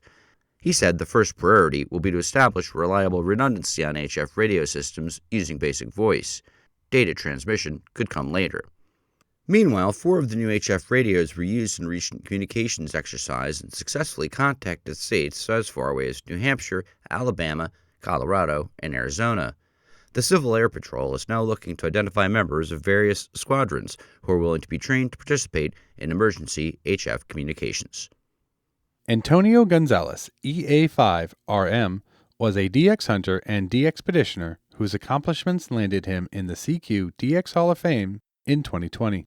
His travels include 9X0R DXpedition to Rwanda in 2008, the ST0R DXpedition to South Sudan in 2011, and most recently an activation as 1A0C from the Sovereign Military Order of Malta, where he had 3 previous activations. His status in the CQ DX Hall of Fame was echoed by inclusion in numerous other rolls of honor, but he also distinguished himself with the humanitarian work he combined with his love of radio. Communities in the Amazon rainforest will recall how they benefited from the dozen or more trips he made to Bolivia to provide HF communications between the remote villages and the medical facilities in the region, during which he would operate in his spare time as CP1XRM. His volunteer work supported various other NGOs, including Solidaridad Médica España, earned him the ARRL's International Humanitarian Award in 2015, and the Intrepid DX's Humanitarian Award in 2017. Antonio became a silent key on December 8th at age 56. On December 9th, 5 CubeSats were successfully deployed from the Japanese experiment module Kibo aboard the International Space Station. The deployment was part of JAXA's JSSOD No. 30 mission and included Denden-01, Lignosat, Anglai-sat, Yadaka, and Yomogi satellites. 2 of these satellites, Lignosat and Yomogi, have received previous IARU coordination to operate over the amateur radio frequencies. Lignosat was developed by Kyoto University and Sumitomo Forestry Company Limited. This CubeSat tests the use of wooden materials in space by measuring strain, temperature, and geomagnetism, along with detecting single event upsets. Amateur radio satellite enthusiasts were ready to decode telemetry from the satellite this week, but unfortunately there has been no reported reception of either CW or AX25 packets on the satellite's coordinated frequency of 435.820 MHz. Denden-01 was developed by Kansai University and partner institutions. Its mission includes testing advanced nanosatellite technologies such as temperature-stabilizing devices, thin solar modules, and compact S-band communication systems. The satellite also supports educational activities and data analysis using compact hyperspectral camera. Anglai-sat is a 6-unit CubeSat co-developed with the Taiwan Space Agency, the University of Tokyo, and ArcEdge Space Incorporated. It features a telescope for high-resolution Earth imaging using time-delay integration technology. This mission aims to produce clear and high signal-to-noise ratio images for Earth's observation. Yomogi was developed by the Chiba Institute of Technology. Its mission combines environmental monitoring and engineering education. The satellite observes red tide in Tokyo Bay, monitors water pollution in Uganda, and utilizes APRS to send sensor data to ground stations. Many 4800 baud GMSK telemetry packets have been received and decoded over the past few days, indicating the satellite is functioning well. Yodaka was developed by ArcEdge Space Incorporated and other collaborators. It features a store and forward communication mission, collecting and retransmitting text messages from users on Earth, as well as a camera mission to capture Earth imagery. These activities support educational programs at Iwate Prefecture, Hanamaki Kita High School, and rural revitalization efforts in Hanamaki City. Amateur radio operators and educational institutions are actively participating in tracking and analyzing data from these satellites. For our final story this week, we go aboard the International Space Station, where we find two NASA astronauts who have been stranded in space, but they've received a fresh blow right before Christmas. Their return home is delayed once again. American Suni Williams and Butch Wilmore found themselves marooned on the International Space Station in June. With the mission initially only meant to last 8 days, the Boeing Starliner spacecraft they arrived on was deemed unsafe to fly back on. Now, a NASA update issued on Tuesday, December 17th, has thwarted the plans to get them back to Earth in February by stating the homeward voyage will be no earlier than late March 2025. The agency cites extra preparations needed to launch 4 new crew members, Crew 10, to the International Space Station via what they call SpaceX's Human Space Transportation System. Fabrication, assembly, testing, and final integration of a new spacecraft is a painstaking endeavor that requires great attention to detail, said Steve Stitch, manager of NASA's Commercial Crew Program. We appreciate the hard work by the SpaceX team to expand the Dragon fleet in support of our missions, and the flexibility of the station program and expedition crews as we work together to complete the new capsule's readiness for flight. NASA said they and SpaceX's assessed various options for managing the next crewed handover, including using another Dragon spacecraft and manifest adjustments. They said after careful consideration, the team determined that launching Crew 10 in late March following completion of the new Dragon spacecraft was the best option for meeting NASA's requirements and achieving space station objectives for 2025. NASA astronauts Ann McClain, commander, and Nicole Ayers, pilot from the Japan Aerospace Exploration Agency, astronaut Takaya Anishi, mission specialist, and Roscosmos cosmonaut Kirill Peskov continue training for the Crew 10 mission at NASA's Johnson Space Center in Houston. The agency's SpaceX Crew 9 mission with NASA astronauts Nick Hague, Suni Williams, Butch Wilmore, and Roscosmos cosmonaut Alexander Gorbanov will return to Earth following the arrival of Crew 10 to the orbital laboratory. Known as the handover period, it allows Crew 9 to share any lessons learned with the newly arrived crew and support a better transition for ongoing science and maintenance at the complex. This Week in Amateur Radio is holding open auditions for news anchors for the weekly national worldwide amateur radio news service. If you have a good radio voice and can reliably read provided news copy, we are looking for you. This, of course, is an all-volunteer position. An amateur radio license is not required. You must have a high-quality microphone, headset mics are not used, and be familiar with audio editing software to record and edit your finished news stories before uploading. If you would like to try out for a weekly or bi-weekly anchor position with North America's premier amateur radio news on air and podcast, please send an email to our producer, George, W2XBS. You can include a sample MP3 of yourself reading news copy sent as an attachment to W2XBS77@gmail.com. That's whiskey, the number 2, X-ray Bravo Sierra 77@gmail.com. Be sure and use Anchor Audition in the subject line. Please include your phone number and a good window of time for a callback to discuss your submission and our operating logistics to see if This Week in Amateur Radio is a good fit for you. We hope to hear from you soon. This Week in Amateur Radio is heard all around the world on the amateur bands, and on great repeater systems like the KB3 CNN Gateway FM Association repeater, on 146.730 MHz every Tuesday evening at 7:30 p.m., covering the wide area of western Pennsylvania, Ohio, and West Virginia. If your repeater system carries This Week in Amateur Radio, let us know via email, and we will mention your station in an upcoming edition. Send your information to w2xbs77@gmail.com.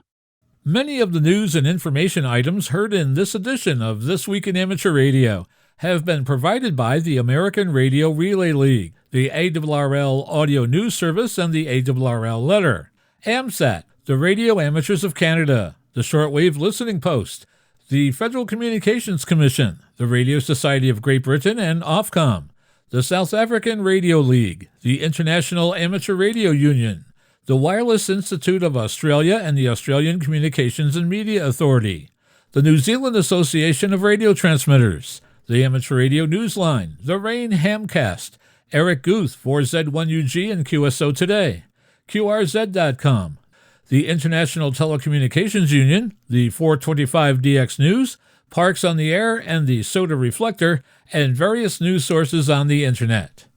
With special thanks to all our weekly news sources and to you, our listeners, that wraps up this edition of This Week in Amateur Radio.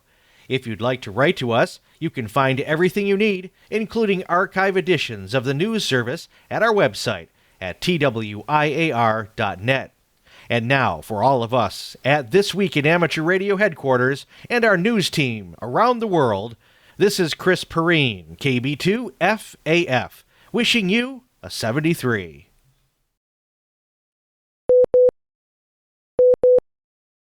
Amateur Radio,